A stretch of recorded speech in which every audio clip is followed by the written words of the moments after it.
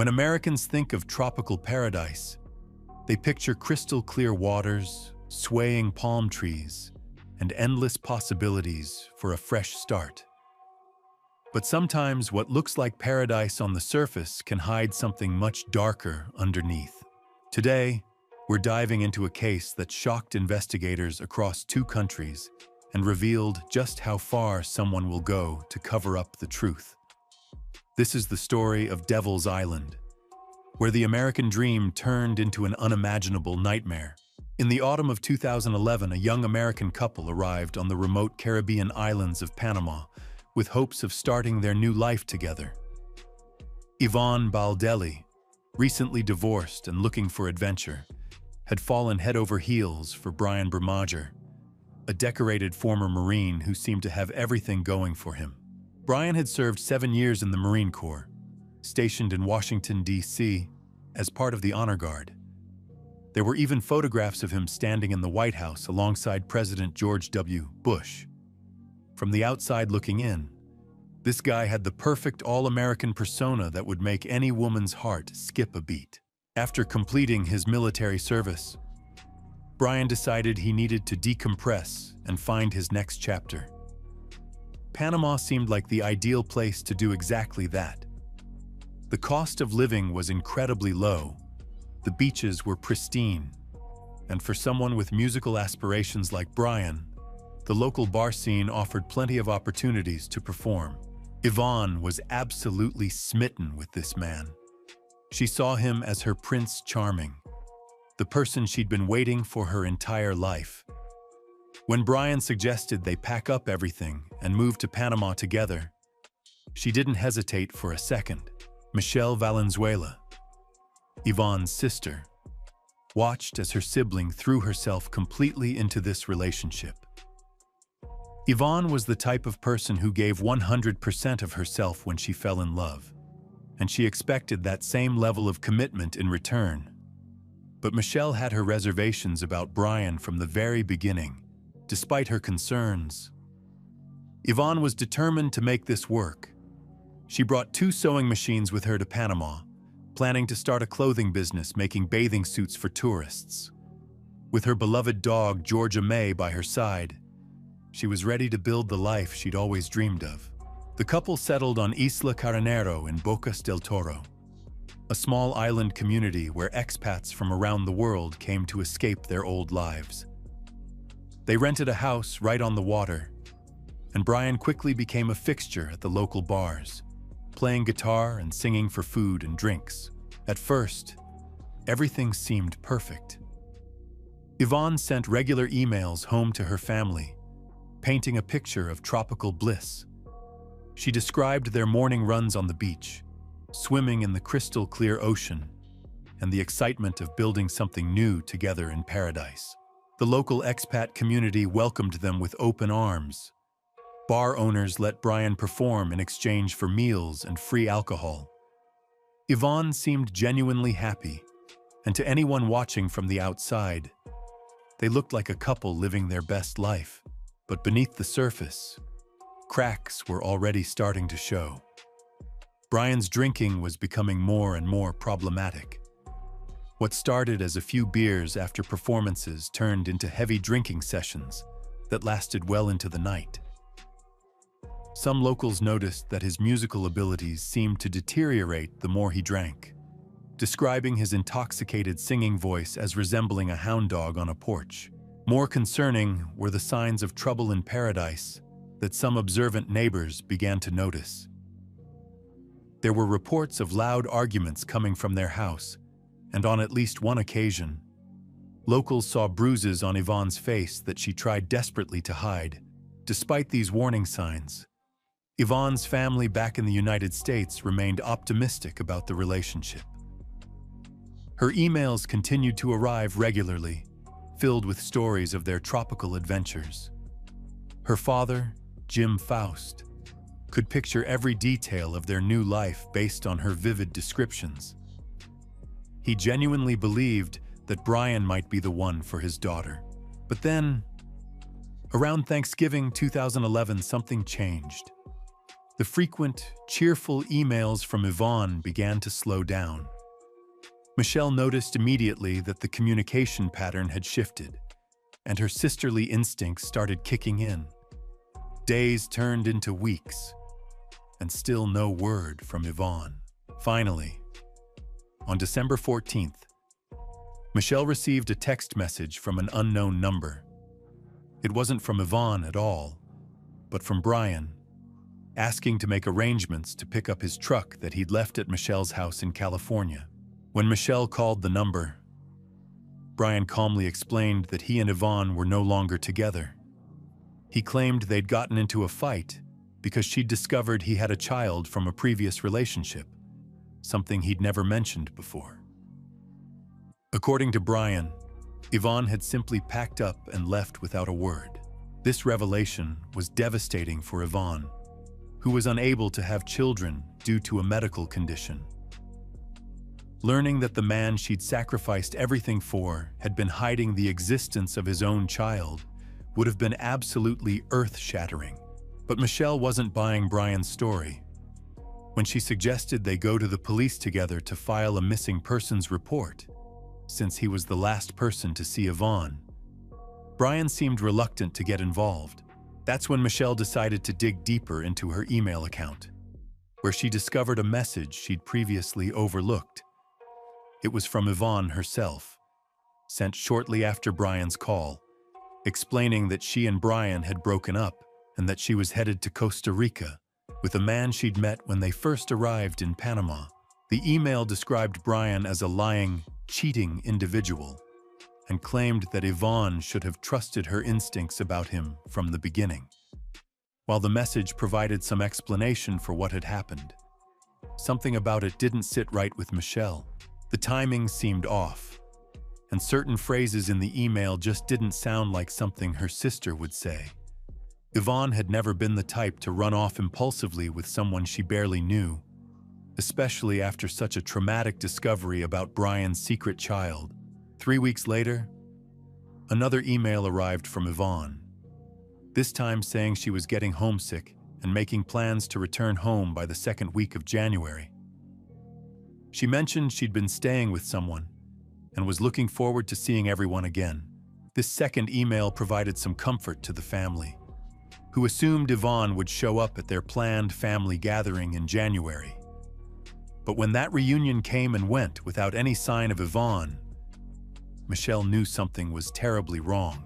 Her father, Jim, shared her concerns. After decades of knowing his daughter, he was certain that Yvonne would never simply disappear without maintaining contact with her family. She was too responsible, too caring, and too connected to the people she loved to just vanish into thin air. That's when Michelle decided to take matters into her own hands and investigate further. She reached out to a tech-savvy cousin who could trace the IP addresses of the emails supposedly sent by Yvonne from Panama and Costa Rica. What they discovered would change everything and set in motion a chain of events that would eventually expose the dark truth about what really happened on Devil's Island. The cousin's investigation revealed something that sent chills down Michelle's spine. The emails that were supposedly sent from Panama showed IP addresses consistent with that location. But the email claiming Yvonne was in Costa Rica, living with another man, showed an IP address from Dana Point, California, exactly where Brian was now living. This meant that someone had been using Yvonne's email account to impersonate her, sending messages to her family from Brian's computer in the United States. The realization hit Michelle like a sledgehammer. Her sister wasn't hiding out in Costa Rica with some mysterious new boyfriend. Someone had been playing an elaborate game of deception, and that someone was Brian Brimmager. With this damning evidence in hand, Michelle knew she had to act fast. She contacted the FBI, where she met with Special Agent Andrew Masters, a seasoned investigator who immediately recognized the significance of what Michelle had uncovered. The IP address evidence was a smoking gun that proved beyond any doubt that foul play was involved. The FBI launched a full-scale investigation into Yvonne's disappearance, with Masters taking the lead. They contacted the State Department to check immigration records, which confirmed what Yvonne's family had suspected all along. There was no record of her ever leaving Panama or entering Costa Rica. Meanwhile, Yvonne's family couldn't wait for the wheels of justice to turn slowly. They decided to take matters into their own hands and travel to Panama to search for answers themselves. They connected with Don Winner, a legendary investigator and former U.S. intelligence officer who had built a reputation for solving impossible cases in Central America. Winner was known throughout Panama as the person to call when bad things happened to American citizens. He'd already helped put away 3 serial killers and had an uncanny ability to crack the most complex murder cases. When he heard Yvonne's story, he immediately knew they were dealing with something sinister. His assessment was blunt and chilling. The chances that Yvonne was running around Costa Rica with some other man were essentially zero. Winner believed they were looking at a murder case, and Brian Brimmager was their prime suspect. Back in the United States, the FBI was putting pressure on Brian, conducting surveillance and building their case. They discovered that within weeks of Yvonne's disappearance, Brian had not only returned to California, but had gotten engaged and married to Kristen Verkhoven, a woman he'd met while she was working at the White House. The timeline was shocking. Brian had proposed to Kristen just days after Yvonne disappeared in Panama. Wedding photos showed a couple that appeared blissfully happy, completely unaware of the dark secret that lurked beneath Brian's charming exterior. What made this revelation even more disturbing was that Kristen was the mother of Brian's secret child, the very discovery that had allegedly caused the final fight between Brian and Yvonne. Brian had been living a double life, maintaining relationships with 2 women simultaneously, neither fully aware of the other's existence. In Panama, Winner organized a press conference with local authorities to publicize Yvonne's disappearance and put pressure on anyone who might have information. For the first time, Panamanian police officially declared that Yvonne was the victim of foul play and named Brian Brimmager as their primary suspect. The press conference sent shockwaves around the world. Here was a decorated former Marine, someone who had served his country with honor and stood in the White House with the president, now being accused of murdering his girlfriend in a tropical paradise. As news of the case spread, witnesses began coming forward with disturbing accounts of Brian and Yvonne's relationship. Local bar owners and residents described a pattern of verbal and physical abuse that painted a very different picture from the happy couple Yvonne had portrayed in her emails home. One bar owner recalled seeing Yvonne with black eyes and bruises around her face. When asked about her injuries, she tried to hide them and refused to discuss what had happened. The revelation that Brian had been physically abusing Yvonne was devastating for her family, who had no idea she was suffering in silence. Jeff Salzman, who owned one of the local establishments where Brian performed, described him as a scary person who he didn't want to be around. The image of the clean-cut, all-American Marine was crumbling as more and more people shared their experiences with the couple. Yvonne's family organized search parties to comb through the dense jungle and swampland surrounding the island where she'd disappeared. The terrain was brutal. Thick tropical vegetation filled with spiders, snakes, and every kind of dangerous creature imaginable. The water was murky and rancid, making it nearly impossible to see anything beneath the surface, despite the challenging conditions. Volunteers joined the family in their desperate search for any trace of Yvonne. They found various items, a purse, medicine bottles, even a U.S. passport. But none belonged to Yvonne. Each discovery raised hopes only to dash them moments later. The search was emotionally devastating for everyone involved. Lauren Beyer, Yvonne's niece, found herself in the heartbreaking position of hoping to find her aunt, while simultaneously dreading what that discovery might look like after so much time had passed. Back in California, the FBI was closing in on Brian Brimmager. Agent Masters had obtained a warrant to search Brian's residence, where he made a crucial discovery. Sitting on a table in Brian's living room was a white Sony Vaio laptop computer, the exact same type of computer that Yvonne had taken with her to Panama. When Masters saw the laptop, he immediately suspected it belonged to Yvonne. His instincts proved correct. The computer contained a wealth of evidence that would ultimately help unravel the mystery of what happened on that remote Caribbean island. The laptop revealed Brian's internet search history, which painted a chilling picture of premeditation. In the days following Yvonne's disappearance, someone had used the computer to search for information about removing blood from mattresses and other incriminating queries that suggested someone was trying to cover up a violent crime. Perhaps most damning of all, the computer contained evidence that Brian had been using Yvonne's email account to send those fake messages to her family. The digital trail clearly showed that the emails claiming she was alive and well in Costa Rica had actually been composed and sent from Brian's residence in California. The investigation also uncovered financial records showing that Brian had been using Yvonne's debit card to withdraw money from her accounts after her disappearance. ATM surveillance footage captured him making these transactions, providing visual proof that he was accessing her finances while letting her family believe she was safe.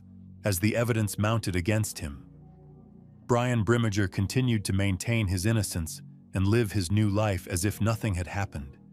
He spent his days playing golf, caring for his young daughter, and enjoying the comfortable suburban lifestyle that his new marriage provided. But the FBI wasn't about to let him escape justice. They were building an airtight case, piece by piece, that would eventually bring him to account for what investigators believed was a carefully planned and executed murder in paradise. In 2013, nearly 2 years after Yvonne had vanished without a trace, the FBI finally made their move. Special Agent Andrew Masters approached Brian Brimmager's apartment with handcuffs in hand, ready to end this elaborate charade once and for all. When Masters knocked on the door, Brian answered and invited him inside, claiming he'd been expecting this visit. For more than 4 hours, while Brian casually babysat his young daughter, Masters grilled him about the inconsistencies in his story and the mounting evidence against him. Brian continued to stick to his original narrative. He insisted that Yvonne had left him for another man, that she'd gone to Costa Rica willingly, and that he had nothing to do with her disappearance. But when confronted with the IP address evidence and the fact that her supposed emails from Costa Rica were actually sent from his computer, Brian began to stumble. The pressure was mounting, and cracks were starting to show in his carefully constructed facade. Masters could see the doubt creeping into Brian's eyes as the evidence piled up against him. But even then, this former Marine refused to break. Brian was arrested and charged with 13 felonies related to the cover-up of Yvonne's death. However, without a body, prosecutors couldn't yet bring murder charges. That would all change in the most dramatic way possible. In June 2013, a local worker clearing brush on the very island where Brian and Yvonne had lived made a discovery that would finally bring closure to this tragic case. Hidden in the dense jungle, just a few hundred yards from where Yvonne's family had spent days searching, he found a duffel bag. When the worker unbuckled the clasp and looked inside, he discovered Yvonne's skeletonized remains. After 2 years in the tropical elements, only bones remained of the vibrant young woman who had come to Panama with such hope and excitement. DNA testing confirmed what everyone already knew in their hearts. This was Yvonne Baldelli, and her remains told a horrific story of what had really happened in paradise. The autopsy revealed that she had been dismembered, most likely after being stabbed in the back at least twice. The discovery of Yvonne's body allowed prosecutors to finally bring murder charges against Brian Brimmiger. But for Michelle Valenzuela, who had fought tirelessly for justice for her sister, time was running out in her own battle for survival. Michelle had been diagnosed with an aggressive form of cancer, and doctors gave her just weeks to live. Despite her deteriorating condition, she was determined to see this case through to the end. In what would be one of her final acts of love for her sister, Michelle agreed to give crucial testimony while she still could. The courtroom scene was heartbreaking. Michelle, weakened by cancer but fueled by determination, sat directly across from Brian Brimmiger and told the world about her sister's disappearance.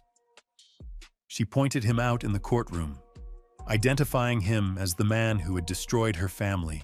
The testimony was exhausting, and Michelle collapsed afterward from the strain. But she had accomplished what she set out to do. Her words would be preserved forever, ensuring that Yvonne's story would be told and that justice would prevail. Days later, Michelle passed away, having given everything she had to find the truth about what happened to her beloved sister. Meanwhile, investigators made another breakthrough that would seal Brian's fate. Remember that machete he had sold on Facebook after Yvonne's disappearance? The one he had joked about using to chop up one stripper. The FBI had tracked it down and subjected it to advanced forensic testing. While Brian had cleaned the blade thoroughly, he had missed something crucial. When investigators removed the handle, they found Yvonne's blood and DNA trapped underneath, where no amount of cleaning could reach it. This was the smoking gun that proved beyond any doubt that this weapon had been used to dismember her body. Faced with this overwhelming evidence, Brian Brimmiger's house of lies finally collapsed. His lawyers advised him that fighting these charges would be futile, and in early 2016 he finally admitted defeat. In a dramatic reversal, Brian pleaded guilty to second-degree murder. After nearly 5 years of lies, manipulation, and deception, he finally admitted in open court that he had killed Yvonne Baldelli. He offered an apology to her family, but his words rang hollow after everything he had put them through. The judge sentenced Brian Brimmiger to 26 years in federal prison. For a man who had once stood in the White House as an honored Marine, this was a spectacular fall from grace. He would spend the best years of his life behind bars, paying for the terrible crime he committed in paradise. With the case finally resolved, Yvonne's remains were returned to her family for a proper burial. In a touching ceremony, they laid her to rest at sea, knowing that she loved the ocean and would finally be at peace in the waters she had found so beautiful. The case of Devil's Island serves as a chilling reminder that paradise can quickly turn into hell when dangerous people are involved. Yvonne Baldelli went to Panama looking for love and adventure, but instead found herself trapped with a man capable of unthinkable violence. Brian Brimmiger's ability to live multiple lives simultaneously, decorated Marine, loving husband, and cold-blooded killer, shows how easily predators can hide among us. His wife, Kristen, continues to support him and visit him in prison, apparently still believing in his innocence despite his guilty plea. The real heroes of this story are the family members who never gave up searching for the truth. Michelle Valenzuela's determination to find justice for her sister, even while battling terminal cancer, demonstrates the power of love and persistence in the face of seemingly impossible odds. Today, Brian Brimmiger sits in federal prison, where he will remain until 2037. The tropical paradise of Panama continues to attract visitors from around the world, but for those who knew Yvonne Baldelli, the islands will forever be haunted by the memory of what happened there. This case reminds us that sometimes the most dangerous predators are hiding behind the most respectable facades. A military uniform, a charming smile, and an all-American persona can mask the darkest of intentions. And sometimes, what looks like paradise from the outside can be nothing more than Devil's Island in disguise. Sound of a door slamming shut. A child's scream piercing through the darkness. Blood splattered across kitchen floors. For 11-year-old Angelina Fernandez, the night of May 8th, 2014 would become burned into her memory forever. What she witnessed from her bedroom window that night would tear apart everything she thought she knew about love, family, and the man she called her stepfather. This is the story of a relationship that began with promise and ended in tragedy. A story where the line between victim and perpetrator becomes dangerously blurred, where a mother's desperate fight for survival would cost one man his life and leave a young girl questioning everything she believed about the adults who were supposed to protect her. Some stories have clear heroes and villains. This isn't one of them. Tonight, we take you inside one of the most complex cases of domestic violence and self-defense that investigators have ever encountered. Through the eyes of Angelina, now 20 years old, we'll uncover the hidden world of abuse, control, and fear that existed behind closed doors in Worcester, Massachusetts.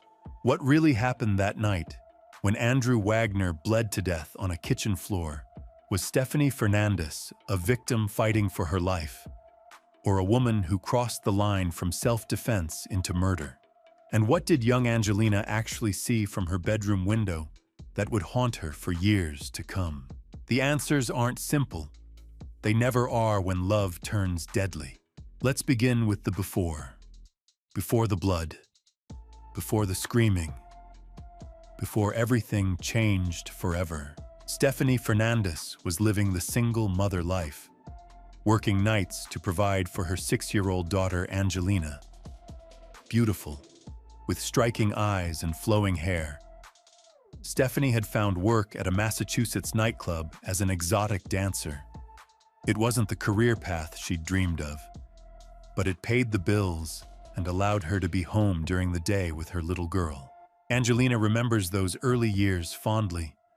Her mother was energetic, loving, always tucking her in at night with kisses and bedtime stories.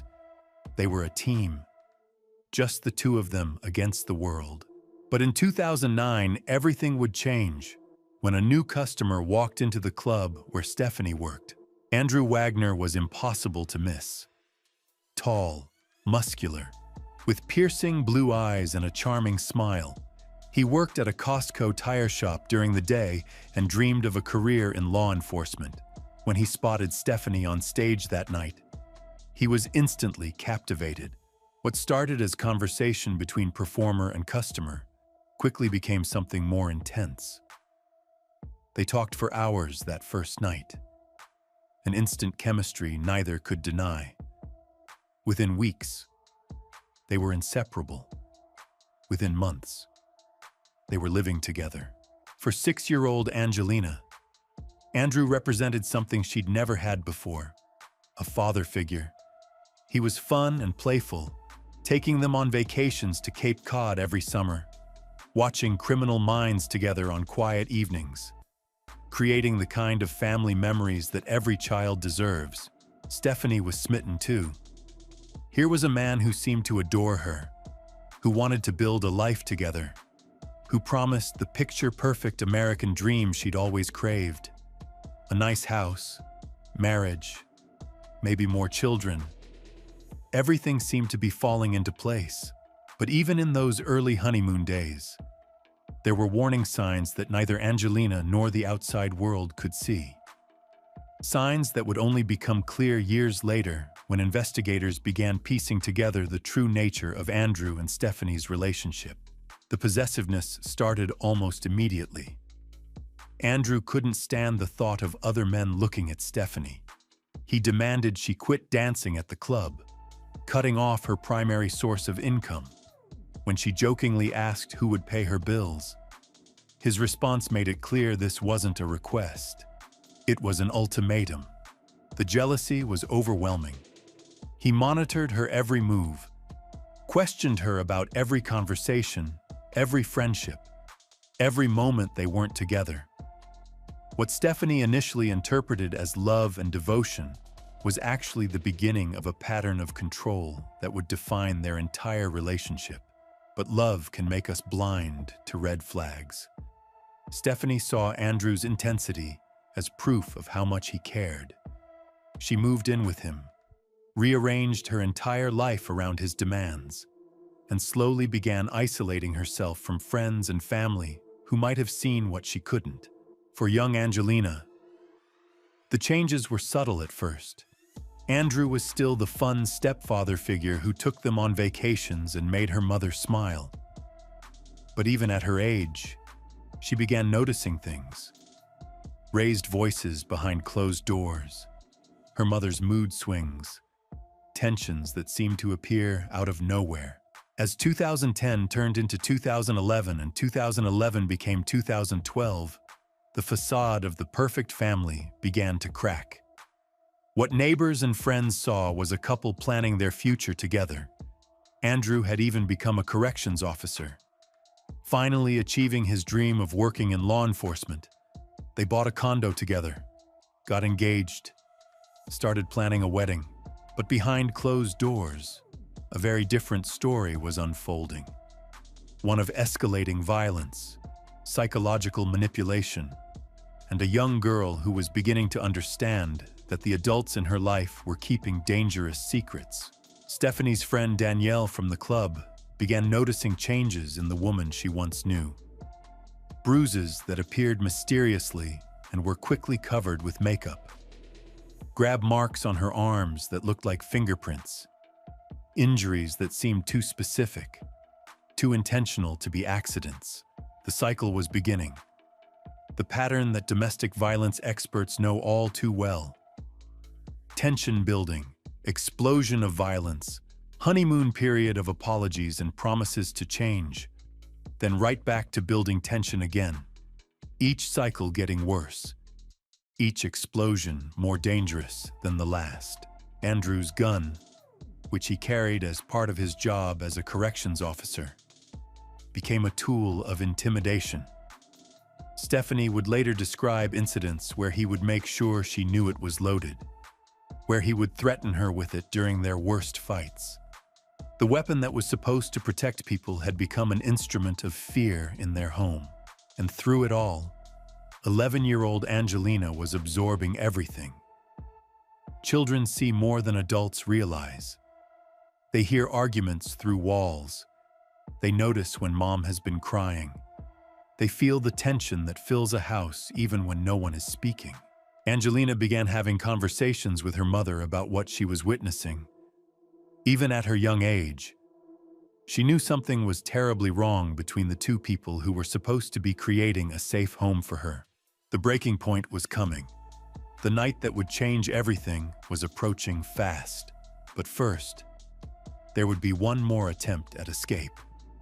One more try at breaking free from the cycle of violence that had consumed their lives.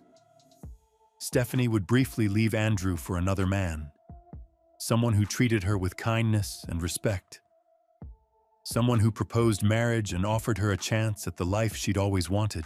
It seemed like salvation, but in relationships like theirs, escape is never simple.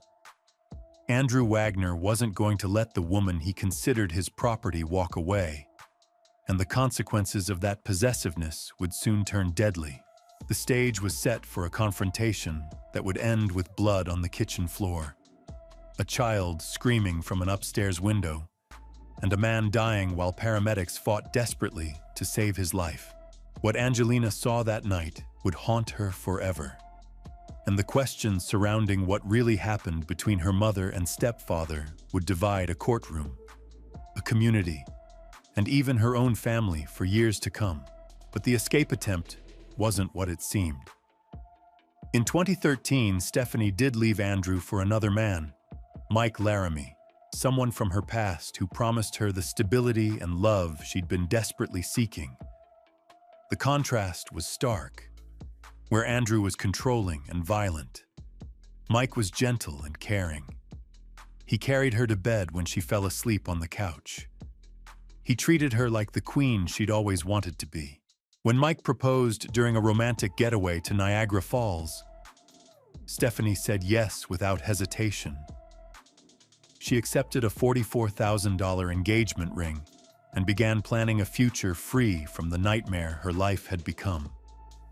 For a brief moment, it seemed like she and Angelina might finally have the peaceful life they deserved. But Andrew Wagner wasn't going to let her go that easily. The threats started immediately. Text messages filled with rage and promises of violence. Andrew made it clear that if Stephanie didn't return to him, both she and Mike would pay the ultimate price. He knew where they lived. He knew their routines. He had access to weapons through his job as a corrections officer. The fear was overwhelming. Stephanie found herself caught between two impossible choices: stay with Mike and risk getting him killed, or return to Andrew and accept that she might not survive much longer.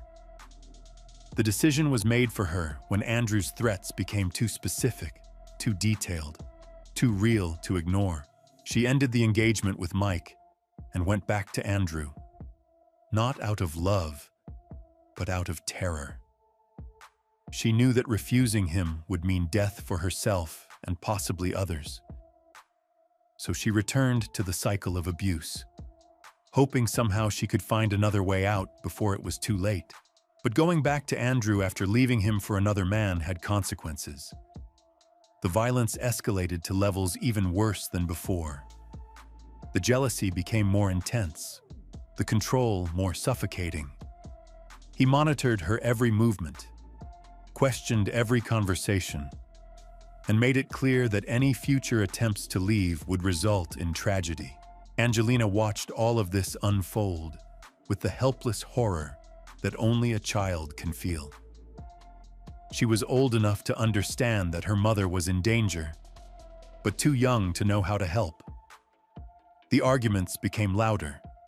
The tension in the house became unbearable.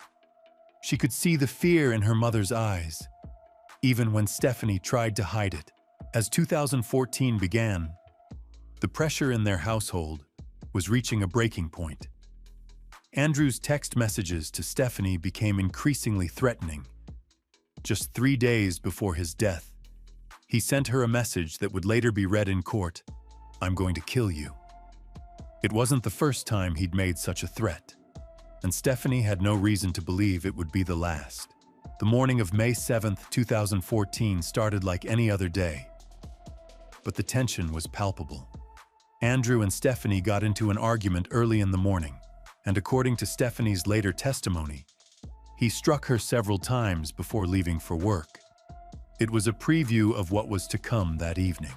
That night, 11-year-old Angelina went to bed early, exhausted from the constant stress that had become the norm in their household. She had no way of knowing that the next few hours would change her life forever, or that she would become the sole witness to one of the most controversial cases of domestic violence and self-defense in Massachusetts history. Downstairs, Stephanie was preparing dinner in the kitchen when Andrew returned home from his shift as a corrections officer. What started as questions about what she'd been doing while he was away quickly escalated into something much more dangerous.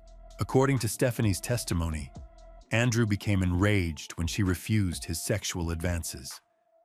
The argument intensified rapidly, with Andrew becoming increasingly violent. He struck her in the head, tried to pin her down, and attempted to remove her clothing against her will. Then he pulled out his service weapon. The gun that Andrew carried as part of his job had been used to intimidate Stephanie before. But this time felt different. This time, she believed he was actually going to kill her. In a moment of desperation, she broke free and ran to the kitchen, grabbing a knife from the counter. What happened next would be debated in courtrooms and analyzed by domestic violence experts for years to come.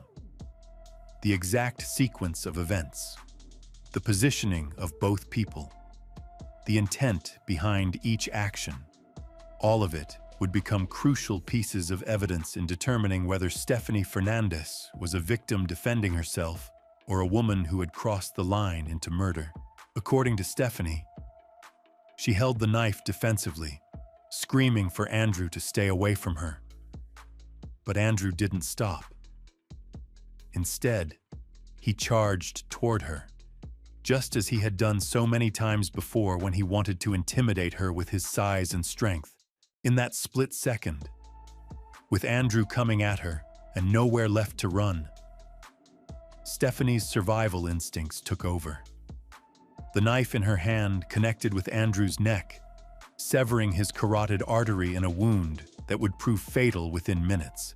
The kitchen floor was quickly covered in blood. Andrew collapsed, his life draining away rapidly from the devastating injury.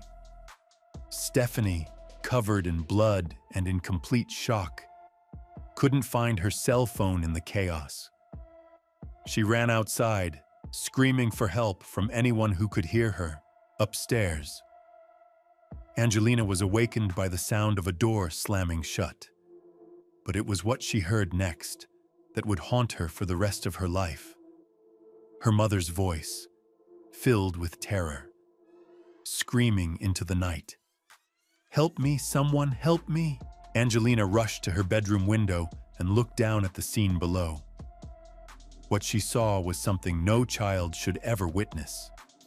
Her mother was covered in blood, hysterical with panic. Andrew was lying motionless on the ground while neighbors and paramedics worked frantically to save his life. The 11-year-old girl who had spent years watching the adults in her life hurt each other was now witnessing the ultimate consequence of that violence. One of them was dying, and the other might be going to prison forever. Police officers quickly arrived on the scene, taking control of what had become a chaotic nightmare.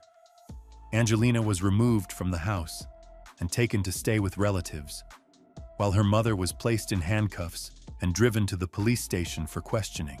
Andrew Wagner was rushed to the hospital, but the damage was too severe. The knife had cut through his carotid artery, and despite the best efforts of medical professionals, he was pronounced dead shortly after arrival. In the span of just a few minutes, everything had changed. A man was dead, a woman was facing murder charges, and a young girl had lost both of the parental figures in her life, one to death and one to the criminal justice system. The investigation that followed would uncover a complex web of abuse, control, and violence that had been hidden behind closed doors for years. Text messages, photographs, witness testimonies, and medical records would all be scrutinized as prosecutors and defense attorneys tried to determine what really happened that night. But for Angelina, the legal proceedings that would follow were secondary to the immediate trauma of what she had experienced. The child who had spent years trying to protect her mother from an abusive relationship was now facing the possibility that her mother might never come home again. The questions that would dominate the courtroom: was it murder or self-defense? Was Stephanie a victim or a perpetrator?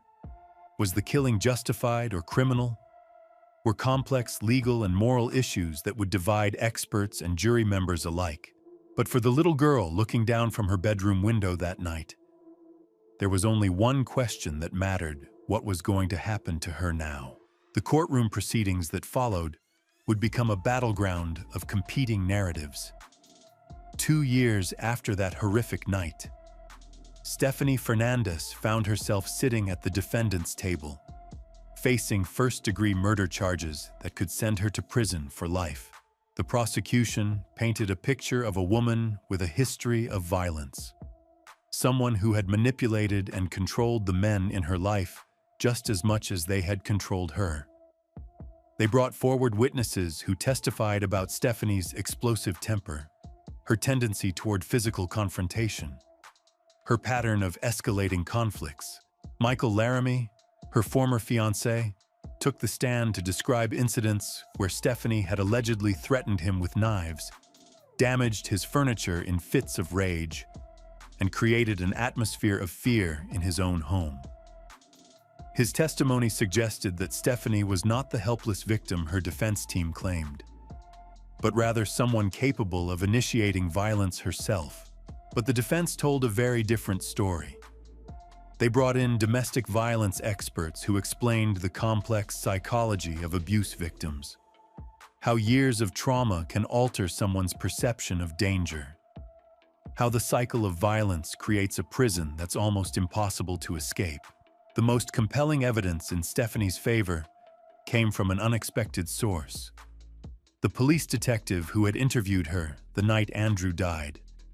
Detective William Perrow testified about the fresh bruises he had observed on Stephanie's body, injuries consistent with a recent physical altercation.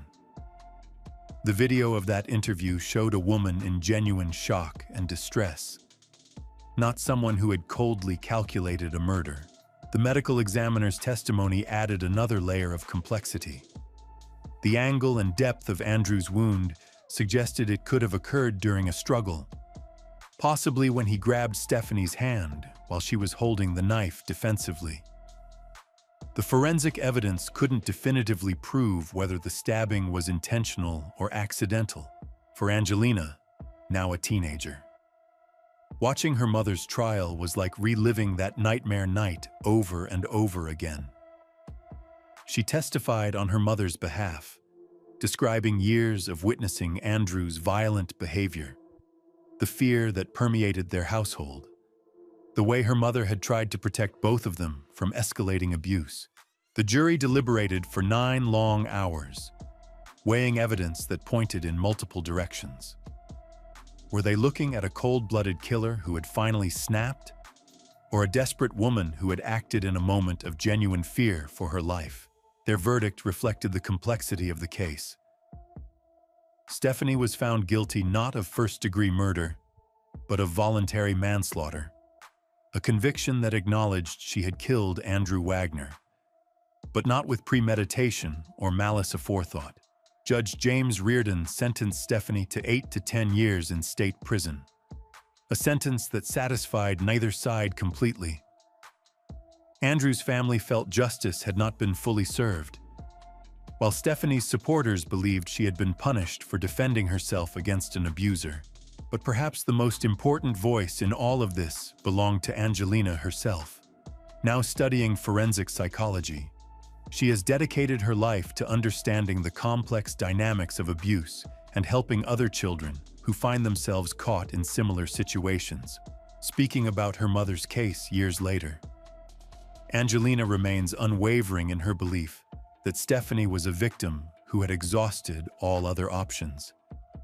She had witnessed firsthand the escalating violence, the threats, the atmosphere of terror that had consumed their household. Today, Angelina looks forward to her mother's eventual release from prison, hoping they can rebuild their relationship and heal from the trauma that has defined so much of their lives. She carries with her the memories of that little girl who looked down from her bedroom window and saw her world fall apart, but also the strength of a young woman determined to break the cycle of violence that had nearly destroyed her family. The case of Stephanie Fernandez raises uncomfortable questions about domestic violence, self-defense, and the complex gray areas where victim and perpetrator intersect. It reminds us that real life rarely provides the clear-cut answers we desperately seek, and that sometimes the most tragic stories are those where everyone involved has been both victim and perpetrator in their own way. What Angelina saw that night changed her forever, but it also gave her a mission to ensure that other children don't have to witness the same horrors, and that victims of domestic violence have better options than the impossible choice her mother faced on May 7th, 2014. The blood has long since been cleaned from that kitchen floor. But the questions raised by this case continue to challenge our understanding of justice, survival, and the lengths people will go to protect themselves and those they love. When someone you love vanishes without a trace, you want answers. You need to know what happened. But sometimes the truth is buried so deep beneath layers of deception and secrets that nothing appears as it should. This is the story of Suzanne Morphew, a case that shocked Colorado and captivated the nation. What began as a missing person report on Mother's Day would unravel into one of the most complex criminal investigations in recent memory. And as we dig deeper into this twisted tale, you'll discover that every assumption, every theory, every piece of evidence tells a story far more sinister than anyone could have imagined. Picture this. It's Mother's Day, May 10th, 2020. The sun is shining over the picturesque mountain town of Salida, Colorado. Families are gathering for brunches and celebrations, but in one house, something is terribly wrong. Suzanne Morphew, a 49-year-old mother of two, has gone missing. Her husband Barry says she went for a bike ride and never came home. Sounds simple enough. Right. But as investigators would soon learn, nothing about this case would be simple. Suzanne wasn't just any ordinary woman. She was described by those who knew her as radiant, full of life, someone who lit up every room she entered. She had moved to Colorado from Indiana with her husband Barry in 2018, seeking a fresh start in the beautiful Rocky Mountains. They appeared to be living the American dream. Barry owned a successful landscaping business. They had a stunning home, 2 daughters, and from the outside, everything looked perfect. But as any investigator will tell you, appearances can be devastatingly deceiving. The Morphews had roots that ran deep. They met in high school in Alexandria, Indiana. Barry was a star baseball player who even got drafted by the Toronto Blue Jays before an injury ended his professional dreams. Suzanne was the homecoming queen type, beautiful and popular. They seemed like the perfect match.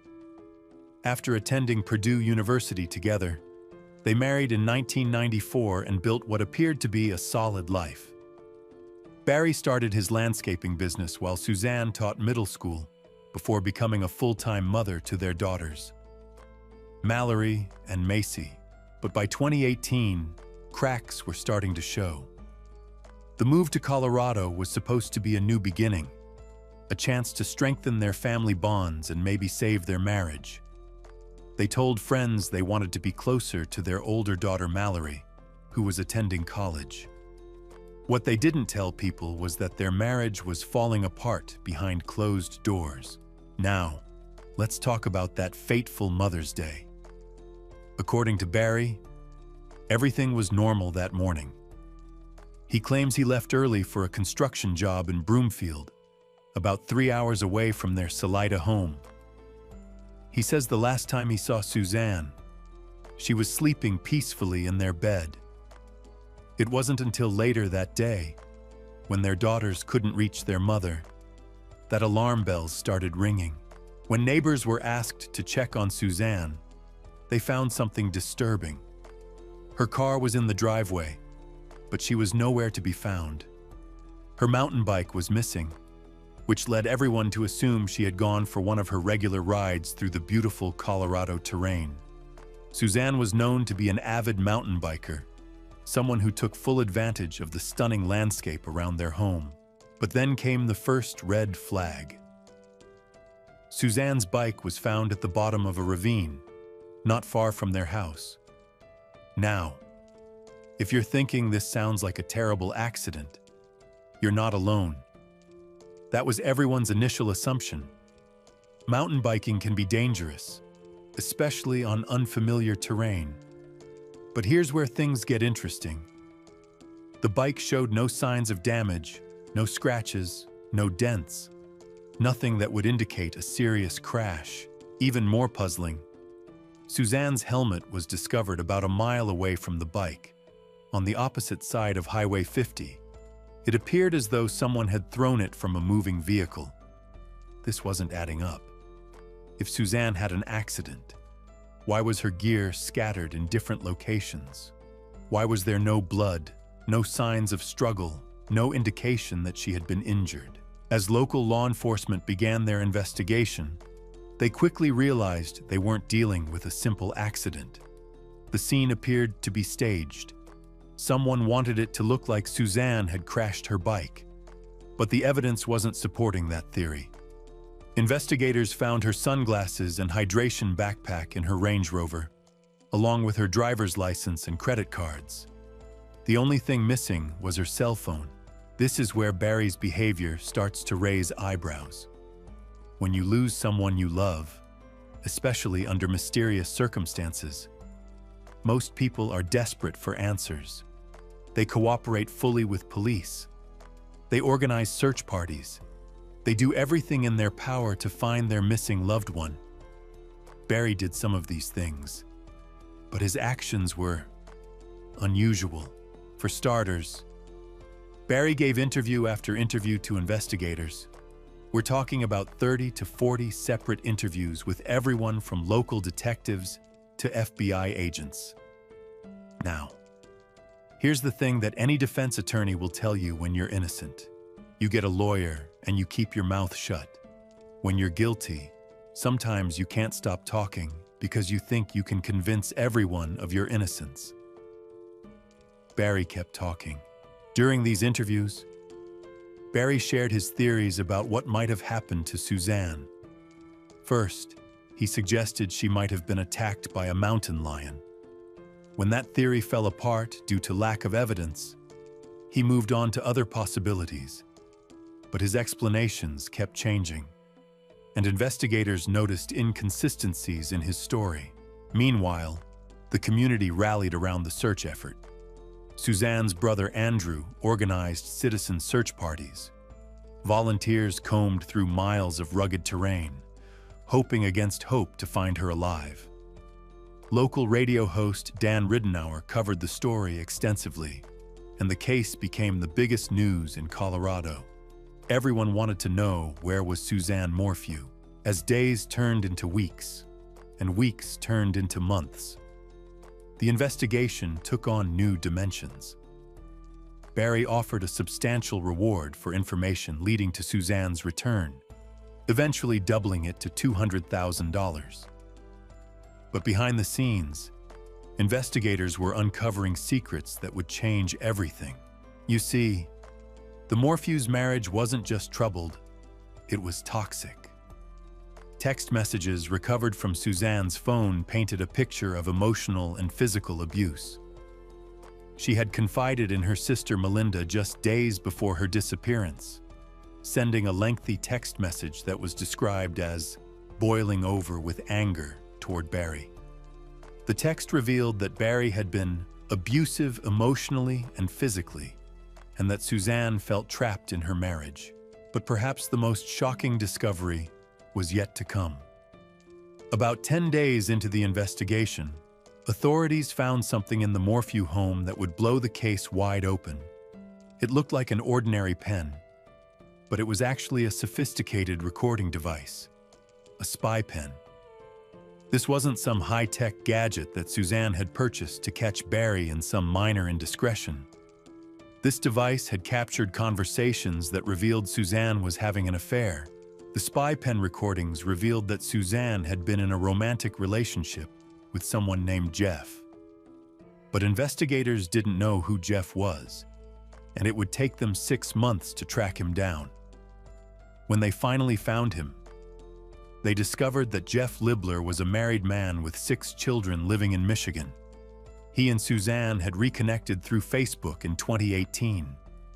Reigniting a romance that had begun decades earlier when they were young. This affair wasn't just a casual fling. Phone records showed that Suzanne and Jeff communicated almost daily, sometimes exchanging dozens of messages. They had met in person multiple times, traveling to different states to be together. They talked about leaving their respective spouses and even discussed moving to Ecuador to start a new life together. Now, here's where the timeline becomes crucial. On that Saturday, May 9th, the day before Suzanne disappeared, she and Jeff exchanged 59 messages. That's far more than their usual communication. At 2:05 p.m., Suzanne sent Jeff a selfie that investigators would later call her last proof of life photo. She texted, "I'm just in love with you. What you up to?" Jeff responded with a flirtatious message, and Suzanne replied that she would load up her WhatsApp account to continue their conversation privately. But then, at 2:26 p.m., Suzanne received a text from Barry saying he was heading home early from work. The message read, "Done, headed back." Here's the critical question: did Suzanne see that text? Was she so engrossed in her conversation with Jeff that she didn't notice her husband was coming home unexpectedly? Because what happens next is where investigators believe everything went wrong. When authorities believe Barry returned home that afternoon, they think he discovered something that sent him into a rage. Maybe he caught Suzanne in the middle of her intimate conversation with Jeff. Maybe he finally confronted her about the affair he may have suspected all along. Whatever happened in those next few moments, investigators believe it was the beginning of the end for Suzanne Morphew. This is where Barry's own technology betrays him. His cell phone data shows something investigators find extremely suspicious. From 2:47 p.m. until 10:17 p.m. that evening, Barry's phone goes into airplane mode for nearly 8 hours. Think about that for a moment. In today's world, who turns their phone off for 8 hours straight? Especially someone who owns a business and has employees and family members who might need to reach them. When investigators asked Barry about this mysterious gap in his phone activity, he claimed he was having issues with his phone service. But here's what makes this even more suspicious during this same time period. His phone shows unusual pinging activity around his property before it goes dark. The phone appears to be moving all around the outside of his house, as if someone was chasing something or someone. When pressed about this strange phone activity, Barry came up with what investigators would later call one of the most bizarre alibis in criminal history. He claimed he was running around his property shooting chipmunks. Yes, you heard that right. Chipmunks.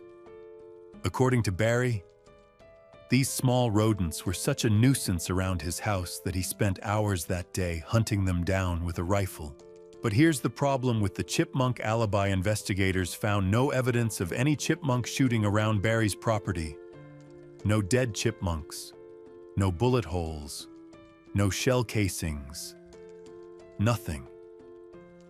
It was as if Barry had pulled this explanation out of thin air, hoping it would account for his suspicious phone activity.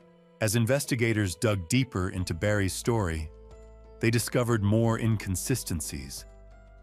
Barry claimed he went to bed around 8 p.m. that night, but data from his truck tells a different story. The vehicle's computers show that the truck was put in reverse and moved about 96 feet closer to the house around 9:30 p.m. Why would Barry need to move his truck closer to the house if he was already asleep? Investigators believe this is when he loaded Suzanne's body into the vehicle. The next morning, Mother's Day, Barry says he woke up early to drive to a construction job in Broomfield. He told investigators he set his alarm for 4:30 a.m. and left the house by 5. But once again, the truck's data doesn't match his story. The computers show someone was opening and closing the truck's doors around 3:30 a.m., suggesting Barry left much earlier than he claimed. Here's where things get really interesting. Barry told agents that when he left his house that morning, he took a left turn instead of a right, even though the right turn would have been the direct route to his job site. Why? Because he claimed he saw a herd of elk and being a hunter, wanted to get a closer look. This might seem like an innocent detail, but it becomes significant when you realize that Suzanne's bike helmet was found in that exact direction. Investigators believe Barry took that left turn to dispose of the helmet, but the most damning evidence comes from what happened next. Using cutting-edge vehicle forensics technology, investigators were able to track Barry's movements throughout that Mother's Day morning. What they discovered was shocking. Barry made multiple stops at various dumpsters and trash cans throughout the Denver area. Security footage shows him at a bus stop, a hotel, a McDonald's, a Men's Warehouse parking lot, and back to the hotel again. Each time, he's disposing of something in the trash. When confronted about these suspicious trash runs, Barry had an explanation that investigators found hard to believe. He claimed he was simply being frugal, disposing of work-related junk rather than paying landfill fees. But think about this logically. If you're just throwing away ordinary work debris, why would you need to visit 5 different locations? Why not just use one dumpster? The surveillance footage shows Barry methodically visiting these disposal sites, but investigators could never see exactly what he was throwing away. By the time they tracked down these locations, the garbage had already been collected and was long gone. This timing seems almost too convenient to be coincidental. After disposing of what investigators believe was evidence, Barry checks into his hotel room and stays there for several hours. But even there, suspicious details emerge. When Barry checks out and hands the room over to one of his workers, that employee later tells investigators something disturbing. The room had an overwhelming smell of chlorine or bleach, as if someone had been cleaning up a crime scene. It's not until late afternoon on Mother's Day that Barry receives the call that would change everything. His daughter Mallory tells him she can't reach her mother. That's when Barry contacts the neighbors and asks them to check on Suzanne. When they report that her car is there but she's not home, Barry suggests they look for her bike, knowing they won't find it because he's already disposed of it. At 6 p.m., exactly 12 hours after he claimed to leave for work, Barry finally starts driving back to Salida. On the way, he speaks with sheriff's deputies who inform him they've found Suzanne's bike. When Barry arrives at the scene around 8:40 p.m., witnesses say he appeared emotional, but only for a few minutes. For someone who has just learned his wife is missing, that seems like a remarkably brief display of grief. By this time, Suzanne's daughters have returned from their camping trip to find their mother gone and their father under suspicion. The family dynamic becomes even more complex as the investigation continues. While Barry maintains his innocence, investigators are building a case based on circumstantial evidence, technological data, and behavioral analysis. But here's where the case takes another shocking turn. Remember that spy pen found in the Morphew home? The affair it revealed wasn't just some minor indiscretion. Phone records show that on the day Suzanne disappeared, she and Jeff Libler were planning to meet. Some investigators theorize that Suzanne may have been preparing to leave Barry that very weekend. Text messages recovered from her phone suggest she was finally ready to end her marriage and start a new life. The most chilling piece of evidence may be a deleted text message investigators found on Barry's phone, sent by Suzanne just days before she disappeared. It read, "I'm done. I could care less what you're up to and have been for years. We just need to figure this out civilly." For investigators, this message represents the moment Suzanne finally told Barry she was leaving him for good. Now, put yourself in Barry's position for a moment. You've spent decades building what appears to be a perfect life. You have a successful business, a beautiful home, 2 daughters you adore. But your wife has been having an affair for nearly 2 years.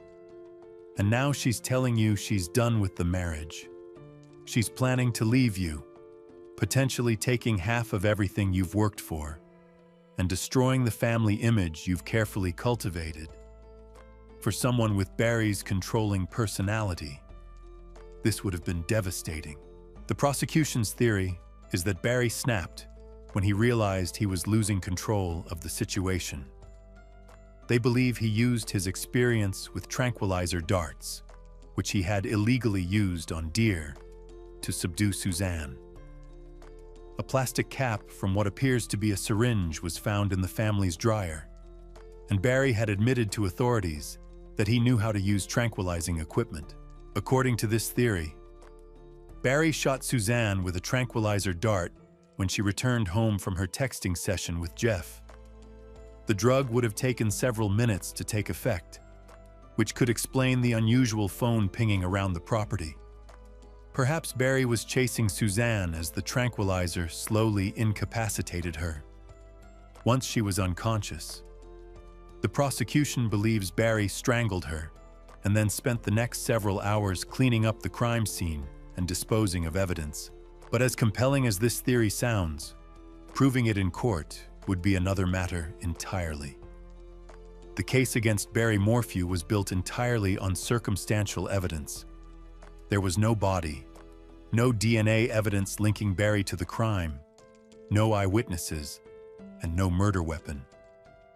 In the American justice system, circumstantial evidence can be powerful, but it requires a very strong chain of logic to convince a jury beyond reasonable doubt. As the investigation continued, more secrets emerged. Barry's business was struggling financially, and Suzanne had recently decided to cut off his access to money. For someone who had become dependent on his wife's financial support, this would have been another devastating blow. Investigators also discovered that Barry had been emotionally and physically abusive toward Suzanne, according to text messages she had sent to family members. Tonight, we're diving into a story that changed everything for one family, one university community, and everyone who knew her. This isn't just another campus tragedy. This is about secrets hidden behind late-night texts, about warning signs that went unnoticed, and about a young woman who never saw what was coming. Alexandria Costial, known to everyone as Allie, was living what seemed like the perfect college dream at the University of Mississippi. She was bright, bubbly, and full of life. She had that infectious smile that could light up any room she walked into. But underneath the surface of her seemingly perfect college experience, something much darker was brewing. What you're about to hear will shock you, because while Allie was planning her future, someone else was planning something entirely different. And the digital trail they left behind tells a story so disturbing, so calculated, that it's hard to believe it really happened. This is the complete story of what Allie Costial didn't know. And by the end, you'll understand why this case sent shockwaves through Oxford, Mississippi, and beyond. Let me take you back to July 20th, 2019. It was supposed to be just another summer day, the kind of day where college students sleep in, maybe catch up on some studying, or hang out with friends. But for Allie Costial, this day would be her last. Deputies from the Lafayette County Sheriff's Department were conducting routine patrols around Sardis Lake, about 30 miles from the Ole Miss campus. This wasn't an area where you'd expect to find college students. It's remote, isolated, surrounded by hunting camps and recreational spots that most people don't even know exist. When you're out there at night, you're completely alone. No streetlights, no other people. Just darkness. That's where they found her. A white female lying on the ground with multiple gunshot wounds to her back. Not just one or two shots, multiple.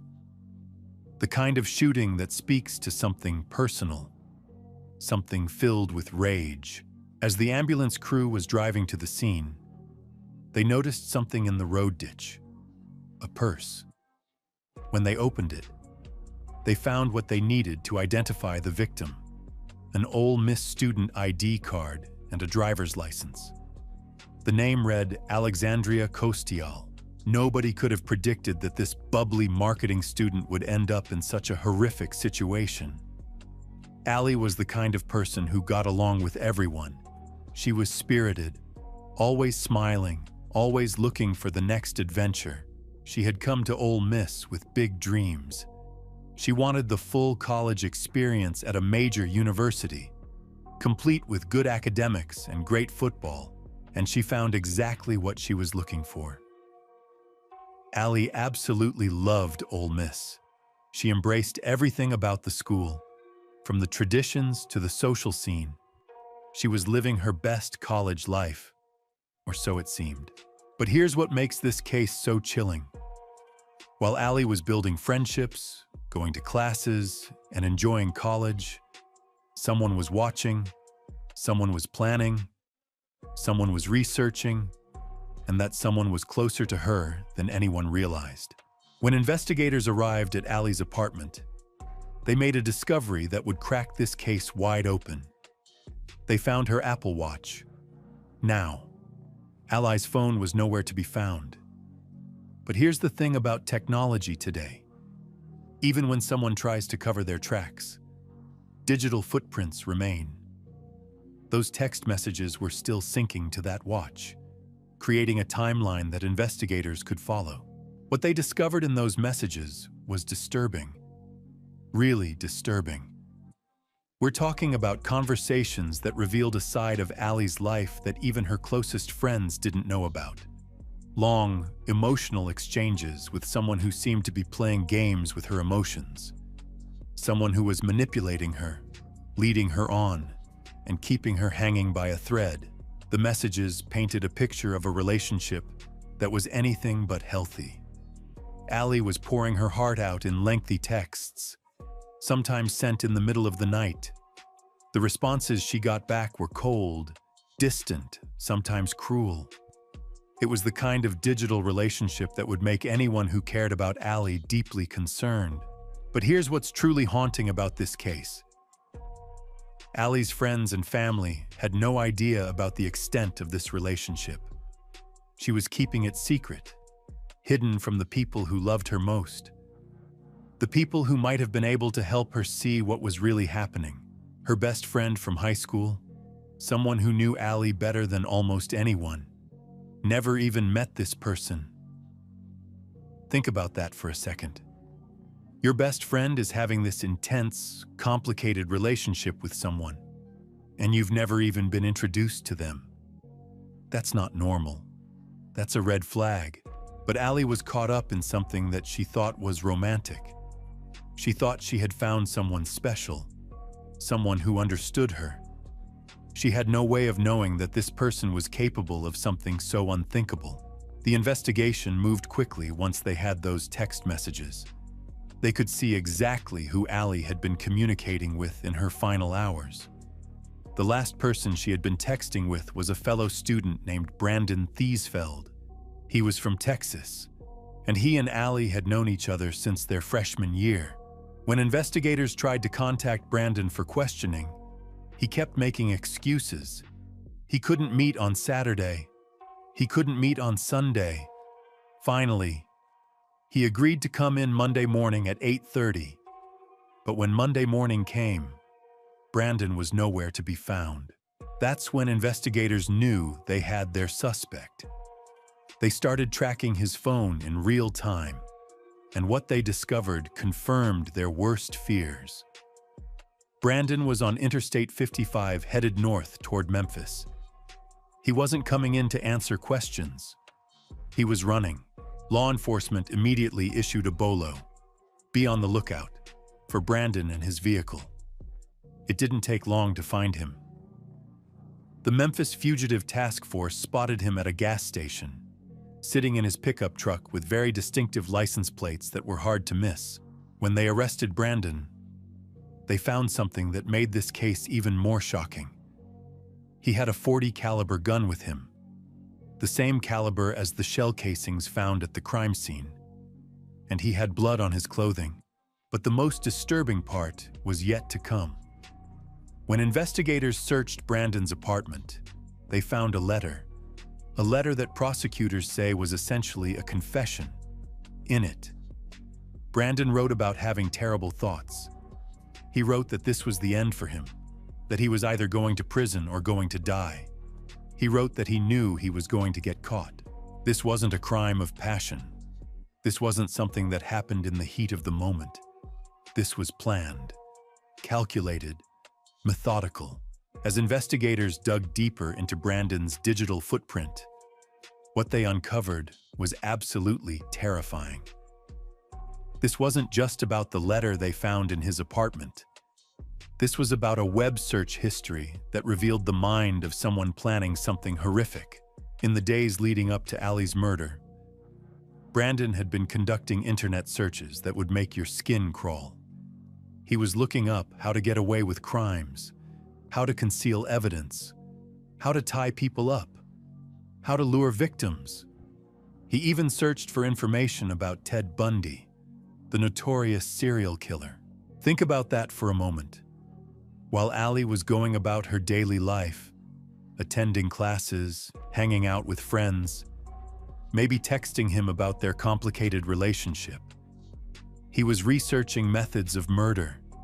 He was studying the techniques of one of America's most infamous killers. Brandon's defense attorney would later try to explain away these searches, claiming they were just the result of watching crime shows or documentaries. But prosecutors saw something much more sinister. They saw preparation. They saw planning. They saw a man who was methodically preparing to commit murder. The timeline that investigators pieced together was chilling. About a week before Ali's death, Brandon had taken a road trip back home to Fort Worth, Texas. On that same day, Ali had sent him photos of what appeared to be home pregnancy tests. The results were ambiguous, unclear, but the implication was obvious. Less than 48 hours later, Brandon posted something on social media that should have sent up every red flag imaginable. He posted a photo of a .40 caliber gun with a caption that read, "Finally taking my baby back to Oxford." The weapon he was referring to would later be identified as the murder weapon. When you look at all of this evidence together, the picture becomes crystal clear. This wasn't a spontaneous act of violence. This wasn't something that happened in the heat of the moment. This was premeditated murder, planned out over days, maybe even weeks. But what about Ali? What was going on in her mind during this time? The text messages recovered from her Apple Watch revealed something heartbreaking. She was desperately trying to maintain a relationship with someone who was already planning to kill her. The messages show Ali reaching out repeatedly, sometimes sending long, emotional texts in the middle of the night. She was vulnerable. She was confused, and she was hoping for some kind of resolution to their complicated situation. She had no idea that the person she was pouring her heart out to was researching how to murder her. In one particularly disturbing exchange, Ali had sent Brandon photos of what she believed might be positive pregnancy tests. She was anxious, conflicted, and looking for support. His response was cold and calculating. He told her that if she was pregnant, they weren't keeping it.